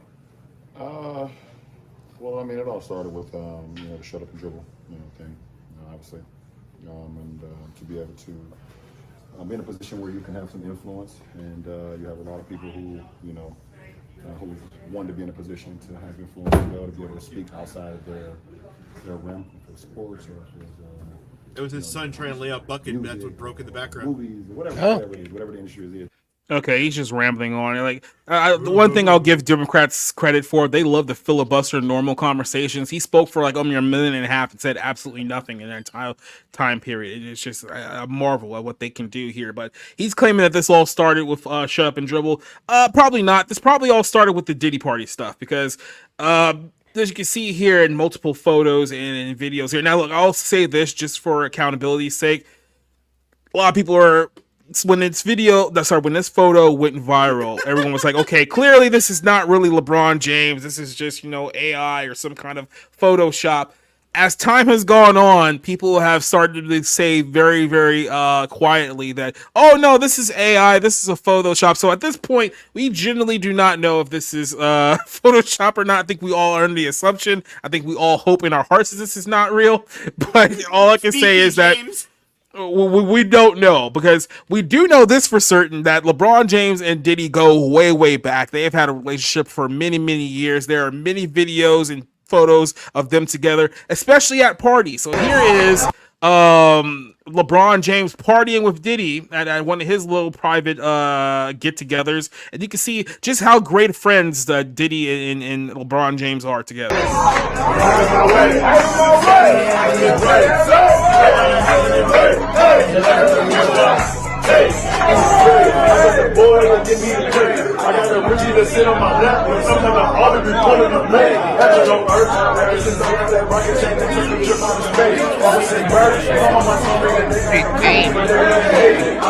As you can tell that LeBron is really enjoying himself at this party. Like he's really letting loose here.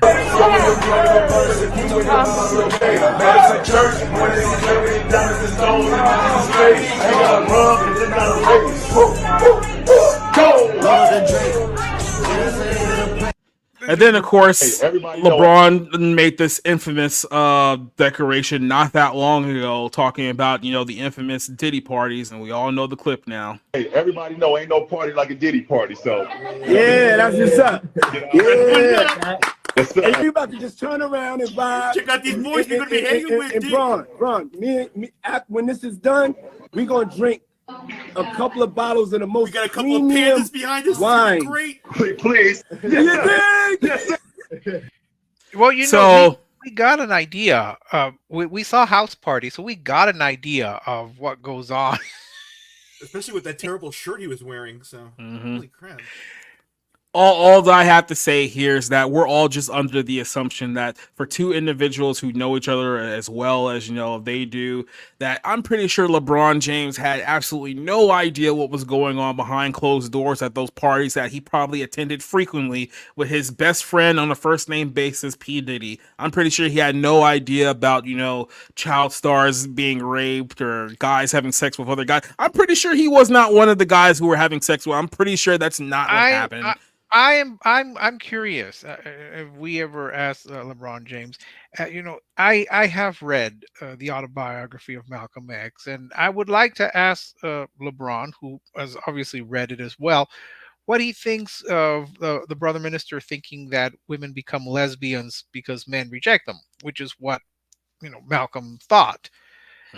And we could ask him, how are those schools going? The ones that you funded and the ones that you created, how are they going? Maybe you should pay a little more attention to the fact that those schools maybe aren't doing as well as you think they should be doing, than talking about whatever it is you talk about after the games. I don't know. I guess I'm old school and I really don't care what a lot of these people think, and nor do I base my theology or political beliefs on what they think.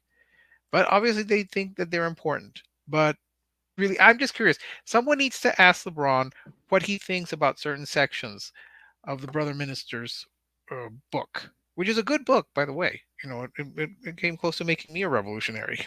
That and the Battle of Algiers both made about to overthrow the government. That's a joke, by the way.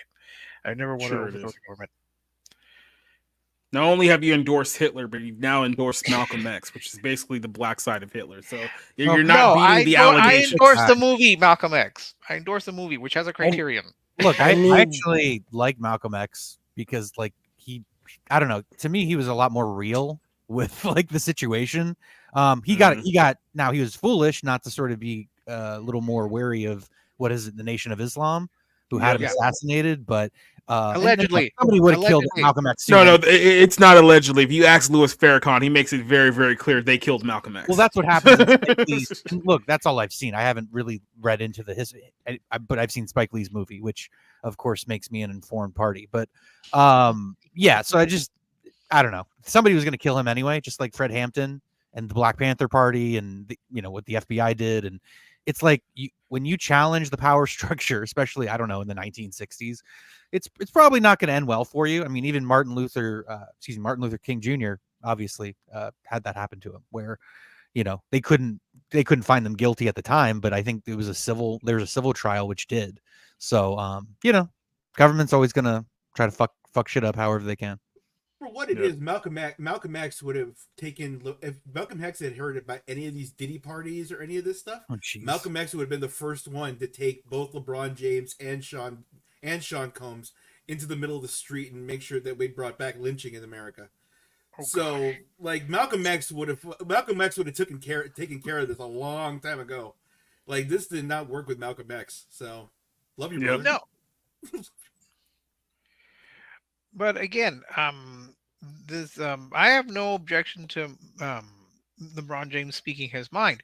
I do think that sometimes the way they do it is a little curious. Like that video that you showed, it's selectively altered. And then didn't Richard Spencer just come out in favor of Kamala Harris? And he's much more of a anti-Semite. He's a fed. Yeah, he's a deep state asset, is what he is. Yeah. Where the reason by the way, I remember maybe that was David Duke, but who came out in support of Trump almost like as a smear, as a way of being like.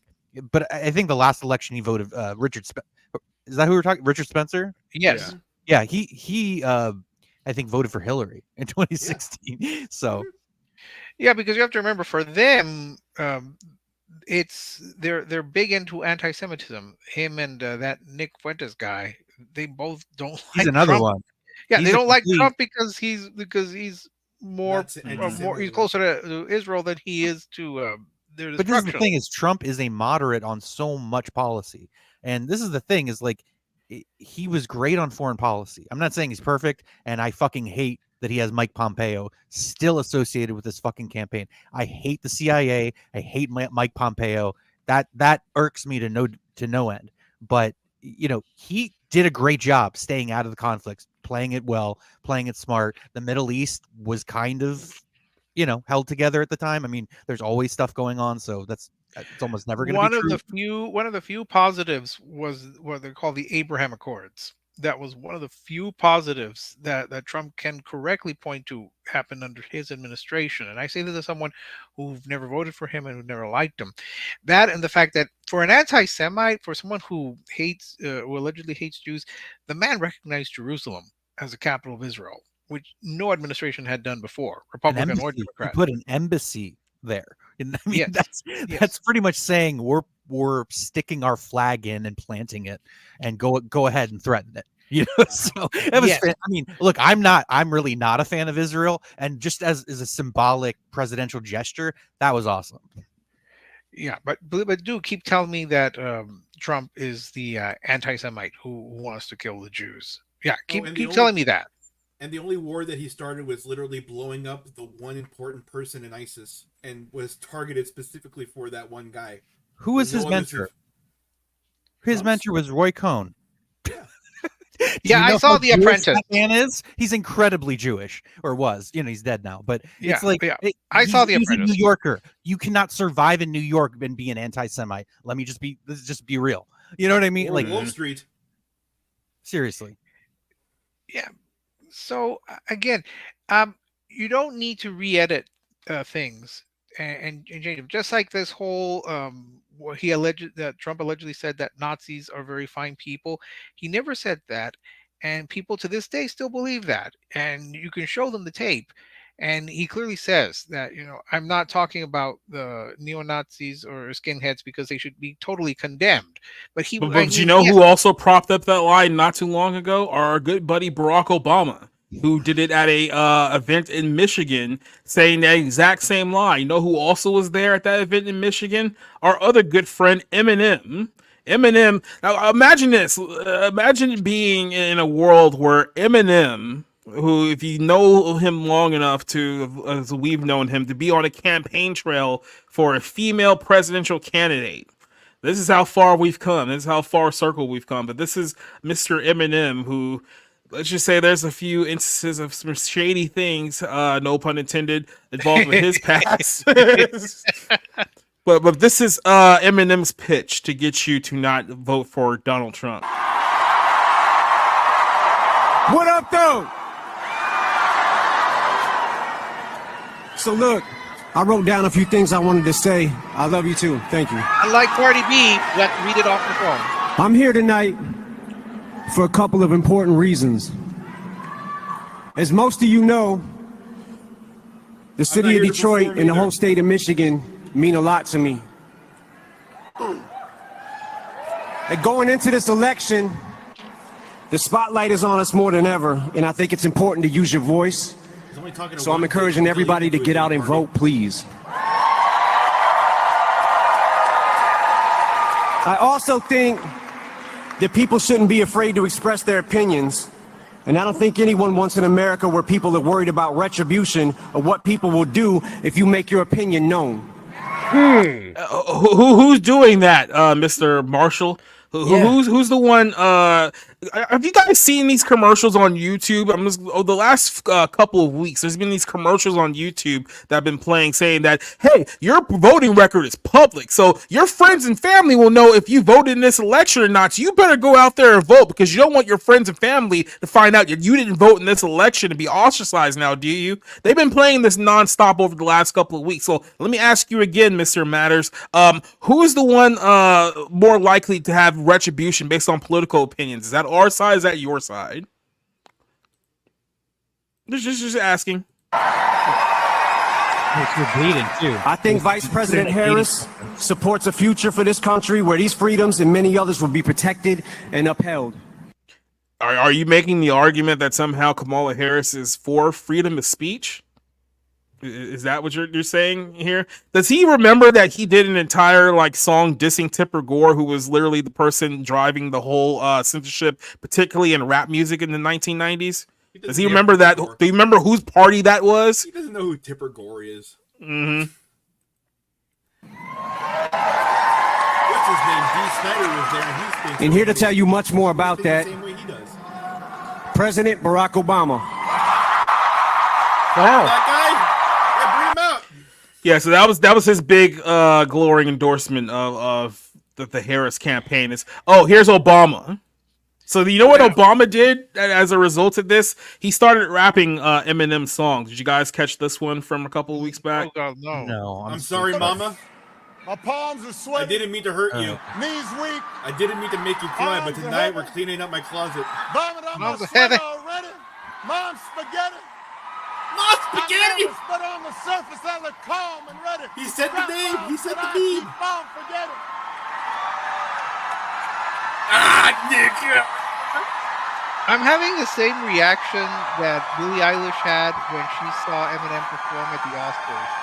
A bit of confusion. Didn't you know that they already took Uncle Ben off the box?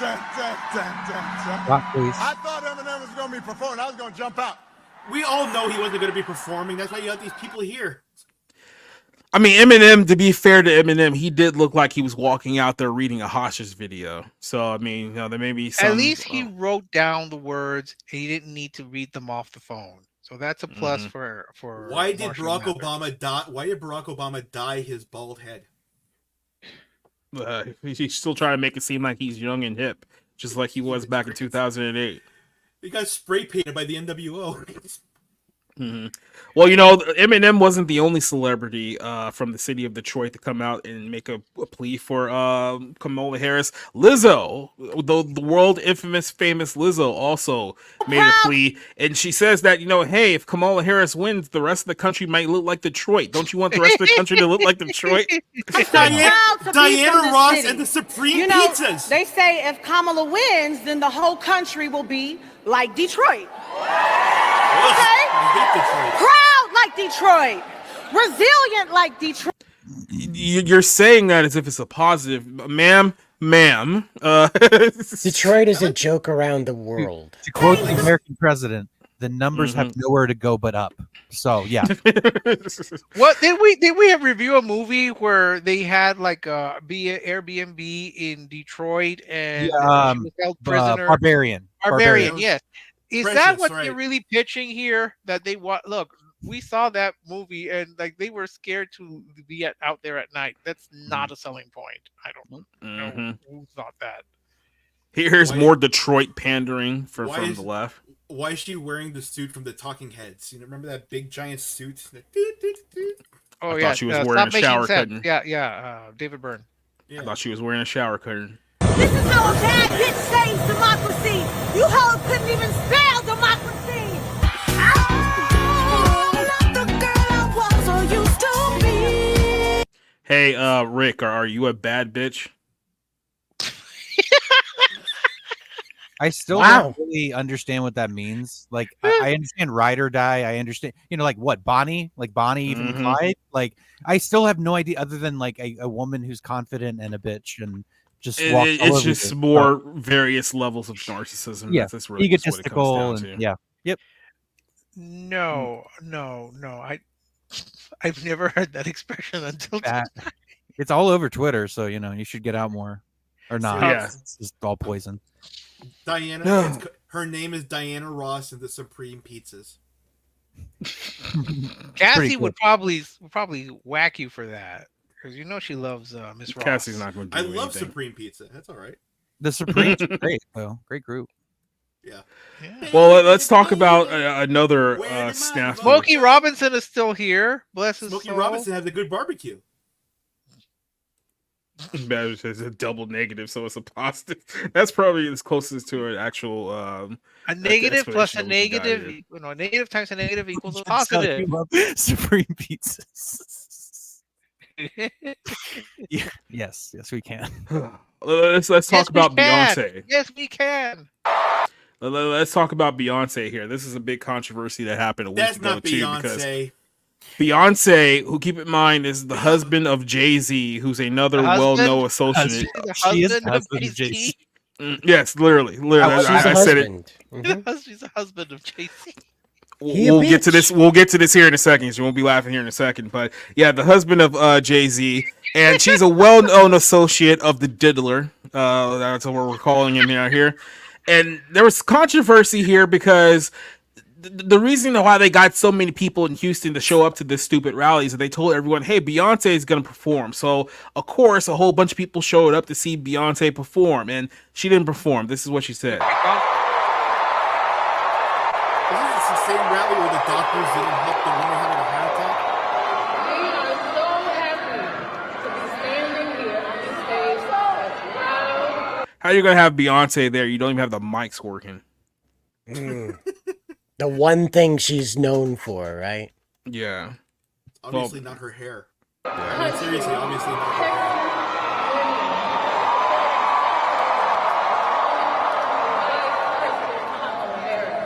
I like how they broke that one dude out of prison for this. You see him over there?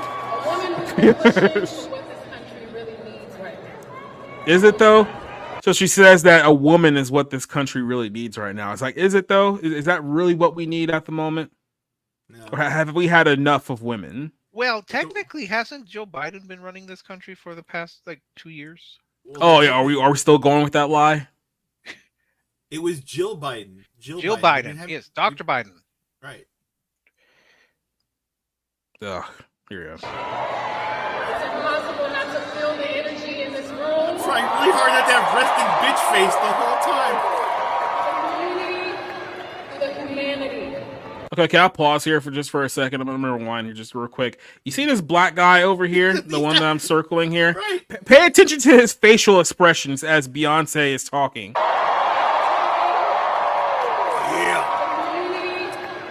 humanity. We are at the precipice of an incredible shift. The brink of history. We're at the periscope of a shift. Yeah. I'm not here as a celebrity. I'm not here as a politician. You are here as a celebrity, and you are here as a politician. That's why you're here. That's why you're sitting on a booth that literally has a seal of the president of the United States in front Vice of it. president. Seal of vice president. Whatever. I'm here as a mother. As a mother. She says she's here as a mother. And let me guess, is this going to be another appeal to Moloch worship? Is this what we're doing I'm here a now? mother that had already sacrificed her child to Moloch. I thought she was there as 1/3 of Destiny's Child. Well, surprisingly enough, 2/3 of Destiny Child were here. The only one that didn't show up was Michelle Williams. So that's a whole conversation. Well, then again, technically, you have to remember there was like 2 other girls that was in Destiny's Child who they kicked out a long time ago too. So technically, on the books, there's 5 members, but we don't talk about those other 2 anymore. This is why I'd rather deal with TLC. At least they stuck together, even with Left Eye going crazy. Yep. Yeah. We all remember the Andre Rising fire. Or not. It's fine. They went to go chase waterfalls. Was Lisa Lopez demon possessed? Was that? Is that? No, she was Maybe. possessed by an angel. That angel was Satan, Touched. of course. She was touched by an angel. Yeah, exactly. Well, she saw an angel of light. when she died in, was it Honduras or Nicaragua? You know, she was like on a spiritual retreat. I believe She that died? was- Yeah. Lisa left. Yes, Lisa left. Okay, I don't know. She's a black woman from the 90s. I'm like, okay. she's She alive. died a long time ago. She died in a car accident in 2001. I think it Oh, was. okay. All right. She died. There's chasing actually waterfalls. footage of. She There's died actually chasing waterfalls. There's actually footage of the crash because she was filming some kind of like VH1 documentary while she was down there, and then literally she veered off the road and crashed, and her and a bunch of other girls died, mostly because none of them were wearing seatbelts as they were driving. If they were literally wearing their seatbelts, they probably would have lived, but that's a whole Yeah, other yeah, story. if you saw Autopsy, they did an episode on her and they showed the video. Mm-hmm. She was a scrub, apparently. So there you go. And Scrub don't get no love from me. See that guy over there? Who the hell talking about Beyonce? We're not divided. Our past, our present, our future merge to meet us here. Sounds drugged. Imagine our daughters. She's drunk on. Imagine how you would sound if the FBI put a gun to your head and told you to go support Kamala Harris, Rob. Yeah, I know. Be a little bit more considerate. She's so relatable. No limitations. It's the linebacker shoulder pads she has to wear in order to come off. Mm-hmm. Those who have lived to see. She's gonna try out for the Houston Texans. Yeah, she just left a meeting with her witch covenant before going to this event. She didn't have enough time. That's how her hair grew so fast. She didn't have time to change. Even those who are no longer physically with us. Imagine all of their sacrifice. The sacrifice. Yes, you've made a lot of sacrifices with children. We're well aware of this. This is not breaking news. Is made so we can witness the strength of a woman. Yes, that's the whole point of abortion. I like the defeated white doctor. He's not even bothering anymore. I thought she was gonna come up here and sing. Well, he has this giant black man sitting next to him, so he's probably afraid of getting it. Yeah. I'll kick your ass. He's at the rally with his wife's boyfriend. His wife in the front row there, Becky. All the men and women in this room and watching around the country. We need you. Do we though?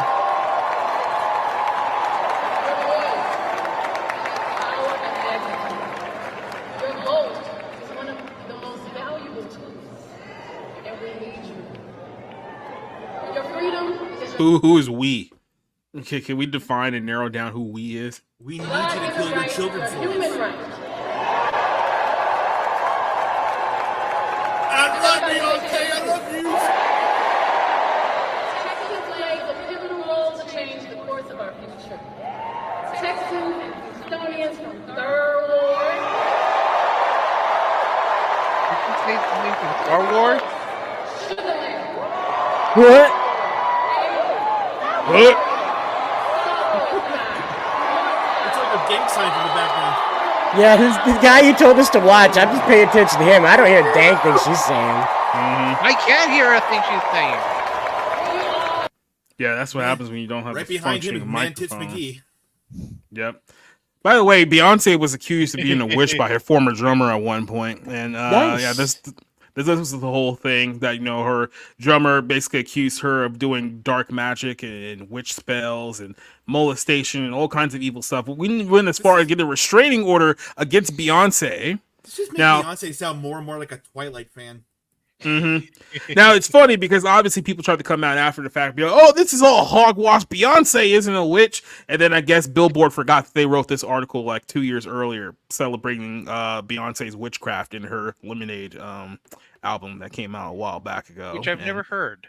Yes, and as you can see here, she's dressed in the video looking like a pagan witch, and the word witch is actually repeated 10 times in this article if you do a Google search for it on your own time. And like I said, there's a lot of things going on with witch covenants in Hollywood. There's the witches that we know, then the witches that we're not supposed to know, and it just seems like everyone's a part of some kind of demonic occult thing happening in Hollywood. It's just weird how that happens, right? There's one of the things that's just weird. Am I to understand that people genuinely think that Beyonce's mere presence will flip Texas blue to Kamala? That she alone has that power? Yeah. Good luck flipping Texas. Good luck flipping Texas. I think the big issue, just kind of looking ahead to tomorrow, is just that there has to be enough enthusiasm for Kamala. That's the problem, is that that fundamentally, just on polling and how polling doesn't really favor Republicans, or hasn't Trump at least in the last 8 years. I think the enthusiasm's there for Trump. I really do. It's going to be whether people go out and vote for Kamala in the same numbers, because the return ballots, the early voting, really, especially in Pennsylvania, does not look good for the Democrats, especially in Bucks County, where the Democrats are something like 2,000 votes ahead or something. So I just do not think that there's enough enthusiasm for Kamala Harris. However, she has all the money. Her side has all the money, all the resources, the grassroots offices, all that shit outnumbers the Republicans. The donations outpaces the Republicans. So for Trump to win this, for all the shit that they tried to throw at him, the court cases, the sexual assault, all the fucking nonsense, and the assassination attempt, thing that got released in the last week, where it's like he knew him and he was good for, and it's like it's complete nonsense.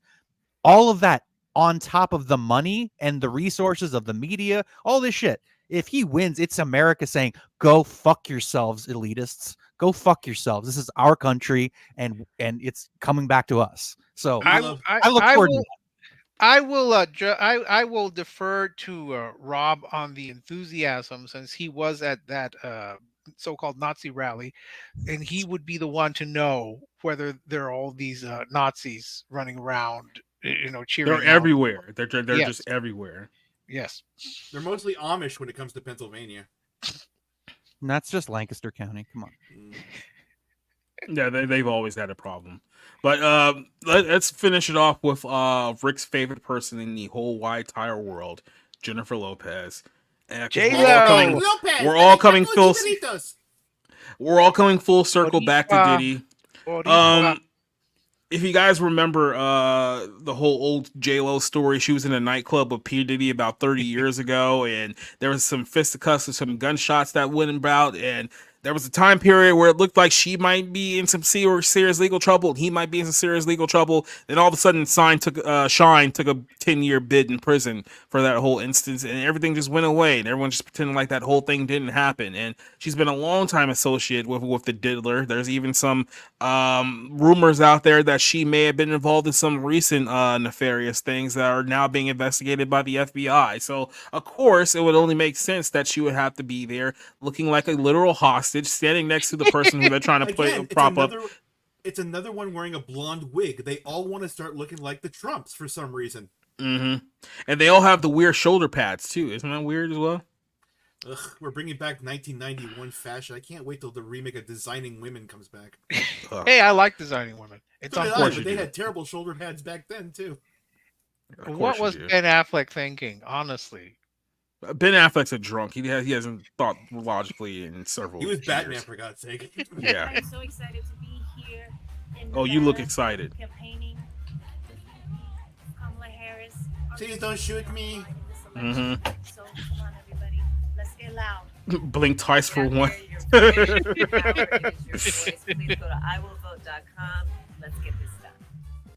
And of course, they're playing her music behind the scenes here. But then, of course, she gives this big emotional like plea. Like I said, everyone's crying. Everyone's in tears about what's going to happen if Trump wins. Can I just say, even for my own race, it's nothing. There's nothing less prettier than a Latino woman crying.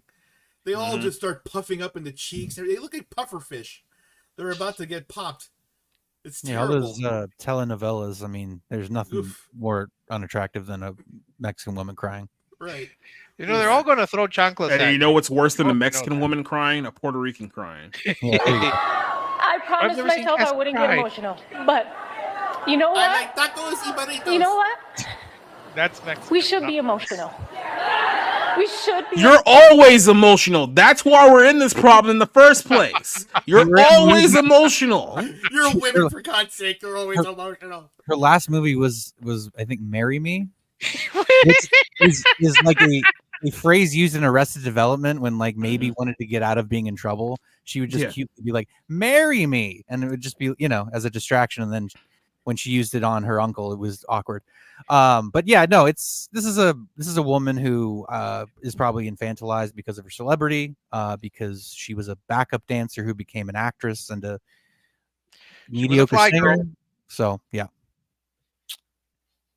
The one song I know from her is still from like 1999. Waiting for tonight. Oh yeah. Now wait. Yeah, I mean, if you go back to. Go back to that first single. What was her first single? What was it like? If You Had My Love, isn't that the name of the song? Yeah. Yeah. That I'm Real? No, that was Ja Rule, you mean, featuring Jennifer Lopez? I want to be without you. Mm. That guy had it's cool, y'all. I told J-Lo she could say the N-word. That guy's voice always sounds like nails on a chalkboard. It's murder. J-Lo got attacked by baby. J-Lo got attacked by Jane Fonda in Monster-in-Law. Okay, she was the one having her face smashed into the cake. Hasn't she suffered enough? No. It was That's another one, Jane Fonda. It's just the well. Yeah. J-Lo It's just the versus well. J-Fo. Come on, that was great. Upset. We should be scared and outraged. We should. Our pain You're always scared and outraged. Again, this is the problem. matters. We matter. You matter. Your serious. voice and your vote matters. Her cheeks are like filled up And look, empanadas. don't be afraid to make people around you uncomfortable. Invite people very around you to be the change. We're always uncomfortable around you. Again, you're highlighting the negatives as if there's the positives. To go out there and vote. Nobody likes I don't having trust a tough woman who pretends conversations to or have talking panda about eyes. politics, but trust me, I've been in That's why I carry pepper spray, because I don't want to have tough conversations with you. some of these rooms. I see the way power works in this country. They love it when you do nothing. They love it when Okay? Diddy loved it A when I did nothing. non-vote is an agreement. Well, when that boy was allegedly being raped at his parties, we all did nothing. And I liked it. It was such a good idea. It just makes it easier for them to do whatever they want, whatever serves them. And this election, I'm pretty sure you've been to prettier parties when the elites have done whatever they want and You could served tell she whatever said they this. want. You could tell she did this exact same speech in her disposition. Mm-hmm. Oh man, it's is about your life.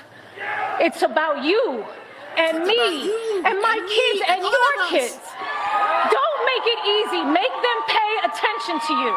How many times has she been married now? Like 5? Like clearly she's not good at making life decisions. So she was married to Ben Affleck twice, Mark Anthony twice.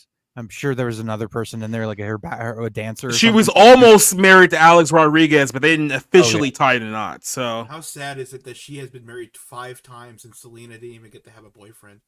nope, not at all. So officially, she's been married 5 times to 4 men. So some dude that she was married when she was like a fly girl, then Chris Judd, if anyone remembers who that guy is, Mark Anthony, and then Ben Affleck. She was with Alex Rodriguez. They were engaged but never officially married. So that would have been 6 if they had actually tied the knot. So clearly she has a good judgment in her life.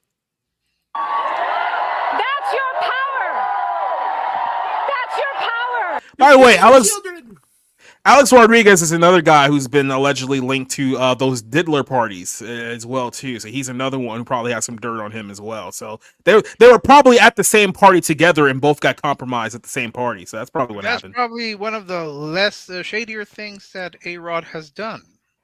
Your vote is your power. Is it though? Is it really? So here's a collage of all the people. Most of them we've shown you in this video here, but they're all actively coming out right now in support of Kamala Harris. And there's Cardi B, who we played a little bit earlier. There's our good buddy LeBron James from earlier. We got Martha Stewart here. That's the weirdest one. Is Martha Stewart? What did she have to? Was she the cleaner? Like Martha Stewart has skeletons in her closet. I think everyone still like views her as like the whiter version of Paula Deen, but no, she has a lot of stuff. Martha Stewart has done hard time, okay? I saw Martha behind bars. She's done hard time. She's basically a bottom bitch at this point. That's why I prefer Paula Deen. I prefer Yankin Cook. So who else we have here? Ellen DeGeneres, Beyonce, obviously, Oprah, Ben Stiller, Madonna, Jay-Z, J-Lo, Leonardo DiCaprio. So there seems to be a theme Ben here. Stiller, who supports Kamala because he wants a change. He wants a change. Yeah. Well, all I'll say here is that that there definitely seems to be a thing. So who knows if the FBI is currently running a blackmail racket against all of these celebrities, forcing them to do their bidding as they desperately try to keep power. And I go back to something that Eminem said, and you've heard a lot during this whole cycle of the election, that they are legitimately afraid that if Trump wins tomorrow's election, he gets sworn back into the White House next year. They are legitimately afraid of retribution. And I would think to myself, why would you guys be afraid of retribution? What is it that you guys did that you're so afraid that somebody might come after you when the powers shift to the other side here? Is it because you guys have spent the last few years trying to arrest Trump, tried to disbar him from running for president, maybe quite literally tried to kill him? Or are you worried about your dirty little secrets that are currently in control of the intelligence agencies, and the last thing you want is the commander-in-chief to be in control and start asking the questions, or quite possibly seeing some of these tapes and being like, maybe we should do something about these people and what they like to do in secret. Maybe they're scared to death of being exposed to the entire world about who they really are. No, Jacob, no. What they're afraid of is that at 12:01 on January 20th, Trump will become a dictator and he'll terminate the Constitution. Have you not read anything Values Voter has told you? He will. It's exactly what he did 8 years ago. Yes, he will terminate the Constitution, become a dictator. He'll lock you up in one of those concentration camps in the Florida swamps, and he'll throw me out of the country. But that's probably a selling point for you. I would just tell you that, yeah, that's what we need to worry about. He will become a dictator. And did you not see Rick Steves and his Lutheran bishop girlfriend warning us? Come on, that's why. That guy. Listen, that guy is a wonderful TV travel host. Like I don't know if that it's to all nationwide. I thought it was only in the Pacific Northwest. No. We got it here too. But he's actually really below a kind of a beloved figure among people who like public television, which is an incredibly small group. But to hear him kind of go off the reservation, just like the guy who does Ken Burns, the way they talk about Trump like he's some evil dictator, authoritarian, and it's like he has rhetoric that's very strong man. Let's go back to the good days. And yes, it echoes some aspects of a nationalistic identity, but he is nowhere. First of all, Trump is way too egotistical to ever formulate any kind of thing like that. He just wants to be president, and he wants to do a good job, and again, it's very basic human psychology. He wants to do a good job, and he wants to be seen as successful in that role. Okay, that to me, that is what it comes down to. It's rhetoric. This is what it comes down to. They don't like what he has said, but he was in office for 4 years, and guess what? This country did really well economically. It did really well in terms of foreign policy. And that's what they hate. They hate that. You want to compare the last 4 years under Joe Biden, which it involves Kamala Harris, and the 4 years Trump was in office, whether that's fair or not, it's irrelevant, because that's the track record. That's what you can measure. And I'm sorry, that's what tells me tomorrow people are going to fundamentally be like, look, this woman was propped up. She was selected. Nobody voted for her. This is a complete sham. So I'm putting my faith in that, but at the end of the day, it's like, who knows? You can't go against history, Rob. And when you've got the combination Margaret Thatcher, Golda Meir, and Indira Gandhi up against the future dictator of America, of course you're going to have to pick Kamala. There's just no way around it. As for all of these endorsements, here's what I think. Do these endorsements really shift voters enough where they're going to pick Kamala? Do people go, oh, well, Ben Stiller, he came out in favor of Kamala, so now I was thinking about Trump, but now I'm going to go for Kamala. Same with Leo and J-Lo. Do endorsements, any kind of these endorsements, do they really move the needle so far where they will swing a state like Michigan or maybe Pennsylvania or Nevada to that point? I don't think so. I sometimes think that people will actually vote for Trump just to spite these people and just to say, you know what? We don't like you. We don't like what you do. We don't like what you stand for. We don't like that you're all, the price of eggs does not affect you. So we're going to vote for the other person, not because we like them, but just to irritate you. And I know people who've actually done that. Let me say this real quick too. I didn't forget 2020. I didn't forget. I didn't forget. I didn't forget. I didn't forget. I didn't forget all the things that I had to sacrifice. I didn't forget being locked down in my fucking apartment. I didn't forget losing my job, losing a $4,000 bonus, losing the chance for a bachelor's degree to be paid for by the union I was a part of. I didn't forget that, basically my union turned their back on me and let me get laid off and fired despite having a valid religious exemption. I didn't forget. And so if this election is about making the people who let that happen feel pain, oh, baby, I am here for it. So I will be in line tomorrow at 7 a.m. to cast my ballot for Donald J. Trump. But Rob, if it saves just one life, come on. They can go fuck themselves. Seriously. Why is it never Rob's life that they try to save? I don't think they like Rob that much. Yeah. Just remind them that you're a quarter Mexican and then use that. Oh, yeah, that's going to help matters. You'll at least get a hotel room. I think we should leave it on this note here because I just want to play this little ditty here for our good buddy Trevor Moore, who's dead now. So, have that. Just have that little context here when you're watching this video that the guy who did the skit is dead. So. Whoa, this is a cool office. I like the little fire things over there and everything.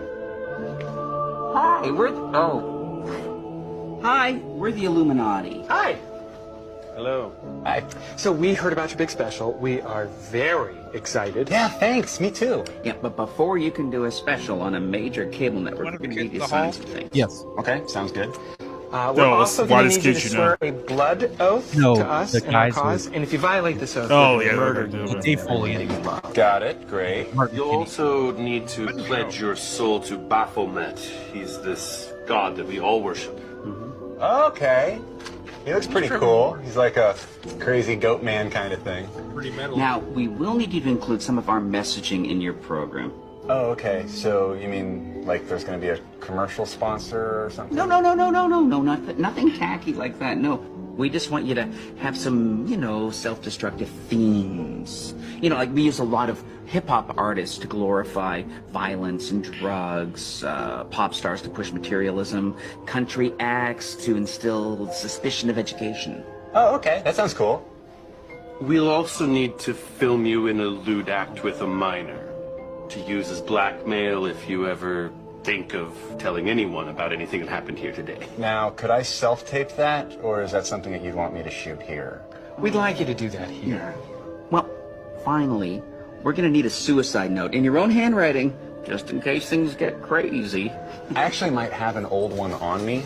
I'm sort of a pack rat. I think we're good. Trevor, do you have any questions for us? Yeah. Who killed Kennedy?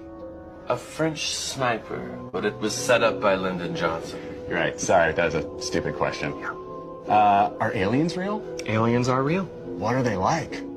You know, some are very cool, some are kind of shitty. We're pretty tight with the shitty ones. Is there anything else? Anything at all? Yeah, I forgot my federal ID number. Is it okay if I just leave that blank?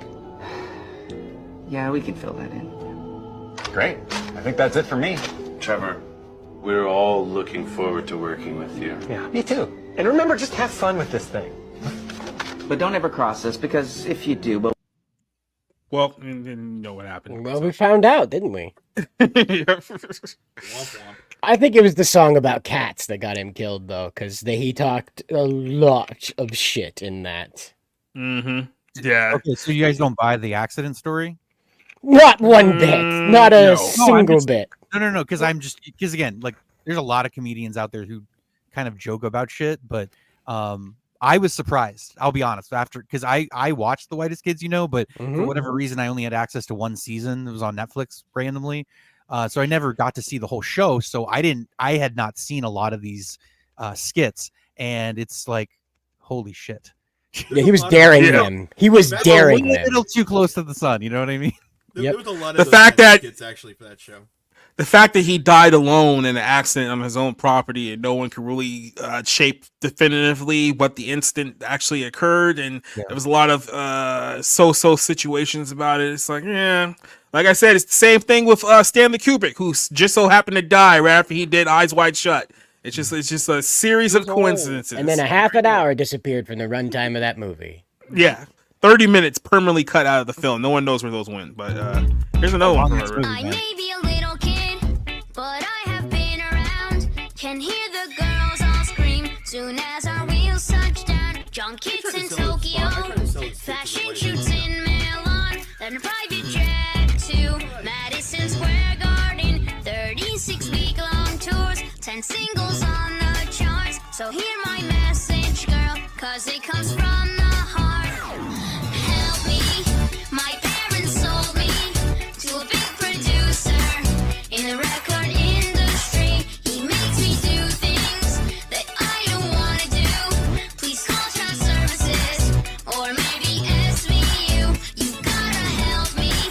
My parents sold me to a big producer in the music industry. They took the cash and left me to these screaming masses. If I don't know this, I'd skip those dancing classes. I tried to run away one time in Belarus. They beat me with phone books so that I wouldn't bruise. I just can't take no more rich kids' bar mitzvahs or paid sleepovers with Saudi princes. Blinked SOS in Morse code once at the VMAs. They sprayed me with a hose in a pit for 3 days. And when my sales drop off, they'll take me to a resort and let rich businessmen hunt me down for sport. Hold up, I'm just coming in on the song to check on what y'all talking about. Don't think of me as a record exec, but a father figure and pal. This kid's a real prankster. This is one of his practical jokes. Thank you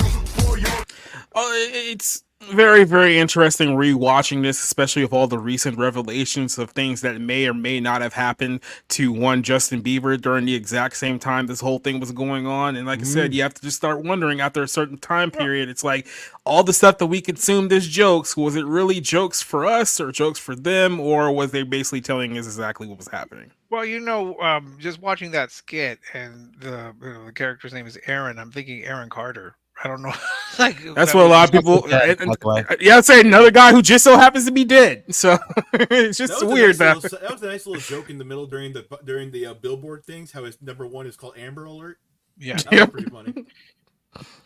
So who knows what's going on behind closed doors, but it seems to be there's a lot of people in high places that are very, very afraid of people finding out when those NDAs expire. And then again. I just want to say real quick, that makes a whole lot of sense why Hollywood is this. I mean, it's naturally, without this stuff, a culture of fear, and power, control, blackmail, all this stuff. It would not surprise me if this is a bigger thing than it's just Diddy being a creepy freak with lots of power and money. It's an industry wide thing that many people use to implement, to control, and to lord things over people, and that would make sense. It's already a culture of fear because it's talented people at the very least wanting to be given opportunities and like looking to do anything they can to get and it's too disturbing to really think about if it's more than just oh hey, you want fame, the random creep. Instead it's like, oh, this is more the standard. It's gone beyond the casting couch. It's gone into really more sordid levels, although the casting couch is pretty sordid. Yeah, it turns out the casting couch may have been the safest thing that happens in that town. Right, considering the fact that I think weren't 4 of the 5 big first studios, weren't they all made with mob money from New York? So, yep. I mean, like... Well, I don't know, the Disney studio was. No, see, that's the only one that wasn't mobbed up. Luckily for yeah, us, and you saw what happened to Walt in the 50s. Luckily for us, Hitler was funding that one. But even like someone like Ellen Page, who has been acting since I saw her in Trailer Park Boys. I don't know if you guys have ever seen that show. I think it's hilarious, but she's in that very young, like 10, 11, 12, 13. And, again, only speculation at this point, but it's like, I can't really explain what happened to her. She was an okay actress. She's in Juno, Inception, whatever. Like, she had a pretty good career, and then just something happened, and all of a sudden she's a boy and cuts off her, Well, remember the demons literally told her that she's a boy now, that she should change her gender, and she listened. So but see, this is what I mean. It's like, I don't know how, which situations are like, is someone dealing with, you know what I mean? Like actual mental illness / possession versus just like, oh, I'm going through this because I was raped or sexually assaulted or, pawned off on some producer. And it's just like the whole situation, the whole equation is just fucked up beyond belief. You know what I mean? So. Yeah, like I said, there's a lot of trauma going on there that's gone unnoticed or unreported for a multitude of reasons. But remember, guys, when you're going out there and you're casting your ballot, just remember that these people are the good guys, and you want to be on the right side of history, right? So make sure you punch that ticket for Harris, so that way Diddy, Kamala Harris, LeBron James, and all the other people will think highly of you, because you don't want to be on the other side, right? Nope. And on that note, we're gonna go ahead and end this show. Any last thoughts that you guys want to talk about before we get out of here? Selena Meyer versus Patrick Bateman. That's what we're doing right now. 2020. Yeah, pretty much. So, and yet the irony there is that Kamala Harris much more emulates Patrick Bateman than Donald Trump does. That's more of my inside joke with what American Psycho was about, and was kind of. It's funny. It was being written as a warning of people like Trump in a satirical package, and yet Bret Easton Ellis said he's probably gonna vote for Donald Trump for the first time, just because it's like you like the fracturing of reality, where we can't even agree what reality is anymore. It needs to come to an end. We need to unite as a country. I think that's only going to happen under Donald Trump, and hopefully that happens tomorrow. Well, you all have to remember that Veep was created as a parody of Sarah Palin because she was obviously too stupid to be president. And look what we've got. Kamala Harris is the living embodiment of Selena Meyer. I mean, in her word, in her ramblings, the things that she says, the behavior, her cackle, all of these things. You look at that and you think, no, that's Veep. That's the real life Veep, and she's probably going to be president. Yeah, I mean, like I said, I think we're way too far past the point of ever reconciling as a nation and all coming together and saying kumbaya. And like I said, the day that does happen, I don't think that's going to be a good day in human history, because that leads to a whole bunch of other things we can talk about on another show. But with that being said here, I'm going to go ahead and let you guys sign off here and let people know anything that you got coming up. Cider, I know usually I would tell you, oh, hey, tell people what you're doing tomorrow, but you're not doing anything tomorrow because that show's not till Wednesday. So just tell people what you're working on. Stuff. Yeah. Over on Bounding, we're covering Ubisoft and BioWare committing Sudoku, and it's going quite well for them. Ubisoft stocks are down 75% from 5 years ago, and it is down 20% from the year 2000. So things are going great over there in Frenchy land. Tune in to find out more. And on Wednesday, whenever that is, there's 9 p.m. for the 01 stream, but it starts at 8 where Nerdigans and I talk about anime. We'll see you then. All right, then. Rick. Yeah, well, I finished up the Mummy retrospective, so now I'm starting on the Wizard of Oz retrospective, where I will be reviewing a variety of adaptations beyond the 1939 musical. I might even review the VeggieTales version, which I just saw, and I wonder why. And just more reviews, more reviews about the films that are coming out. And yes, I did manage to find a film that was actually worse than Argyle. So there's that. So yeah, just more reviews and completing my Wizard of Oz retrospective. So that's pretty much it. Thank you. All right, Rob. Yep. So I'm pretty much going to be watching election movies tomorrow, or things related to that. So you can follow me on my Twitter for that. I'm going to be watching Being There, Wag the Dog, Bulworth. Yeah, Bulworth with Warren Beatty. So a lot of Warren Beatty in there, but stick with it. And I'm sure I'm forgetting one, but you're going to watch those kind of running. Parallax View? Mr. Smith Goes to Washington? No, I mean, I did list Mr. Smith Goes to Washington, but I can't find a copy of it. So, but yeah, we'll watch those. You can follow me. I'll probably be talking about them, live tweeting. And just I don't know, just trying to get some more stuff out, some more reviews, but been real bad about that lately. My life is an existential crisis always, so just all the excuses in the world. But follow me on my Twitter, trying to not take up too much time so Jacob doesn't yell at me. Bye. Eddie. Oh, hi everybody. Eddie Brock _YT on Twitter. I've been sick for the past 2-3 weeks. I don't know what's going on. I think there's a new form of the coof going around or something, but it laid me out for a long time. So I had this girl come by, and she gave me this. Right, it's a little pipe, but it's dressed like Pengu, right? And she was like, "Hey, we should watch The Penguin because they apparently have a new Penguin TV show coming out." And I was like, "Okay, let's watch a couple of episodes." And I'd like to say that I've been reading everybody saying how this is a great show and everything. I'd like to point out, I had no idea that Mid was so amazing now that everyone has to praise it. So I'd like to advise that we have a Pengu version of HBO's The Penguin. I love Pengu, and I'm pretty mid on the Penguin miniseries. So yeah, Eddie Brock _YT at Twitter. And yeah, Pengu. He is cute.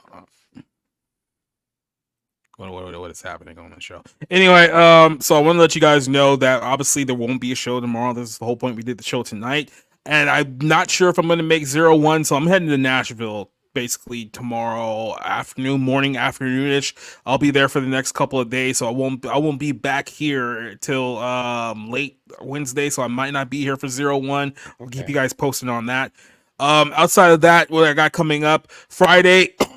Me and Nerdigans are doing part 3 of our Pokemon manga series. We're now focusing on Gold, Silver, and Crystal. That's going to be our topic for Friday's show. On Sunday, we have the next episode of The Bible Lens. I'm going to do another biblical review on the movie Heretic, which comes out with Hugh Grant. That movie is a very, very intriguing film, and we'll go over that film in great detail on Sunday. If you caught my review of Conclave last night, go check that one out as well. And then go ahead and make an official announcement here, in case you guys haven't heard already.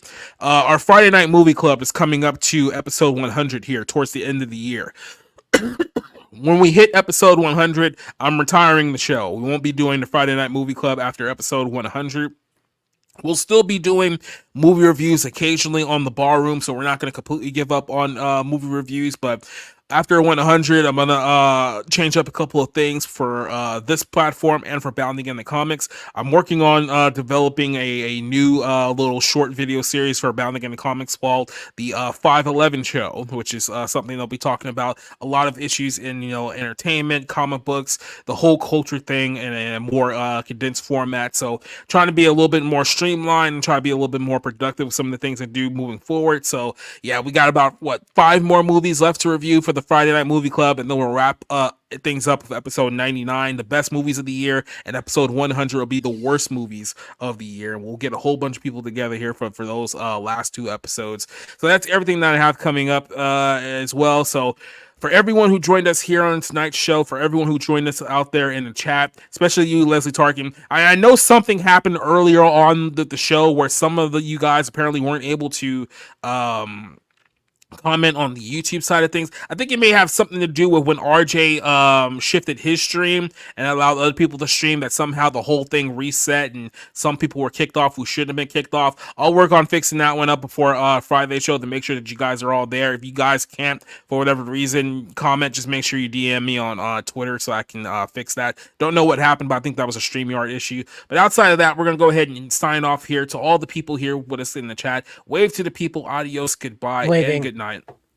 He's waving. You just can't see him, but he's totally waving. I'm waving. Okay. Oh.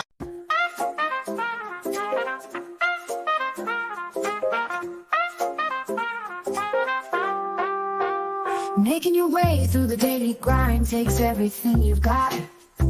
Taking a break from all your worries sure would help a lot. Wouldn't you like to tune away?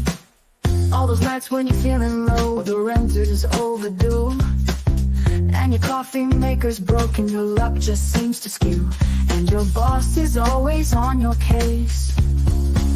Sometimes you wanna go where everybody knows your name, and they're always glad you came. Wanna be where you can see our troubles are all the same. You wanna be where everybody knows your name. Roll out of bed and you feel the dread. The morning's looking bleak, and your internet is down again. You haven't slept all week, and your car just broke down on the way. Be glad there's a place online where you can feel at ease. In the barroom, podcast friends, we share our thoughts and tease. Every story shared, every laugh so free. Sometimes you wanna go where everybody knows your name, and they're always glad you came. Wanna be where you can see our troubles are all the same. You wanna be where everybody knows your name. So here's to the moments we all hold dear, in this barroom of the airwaves with friends so near. Every story shared, every heartfelt cheer. It's more than just a podcast, it's where we steer. I still don't feel like I know how to shoot these things.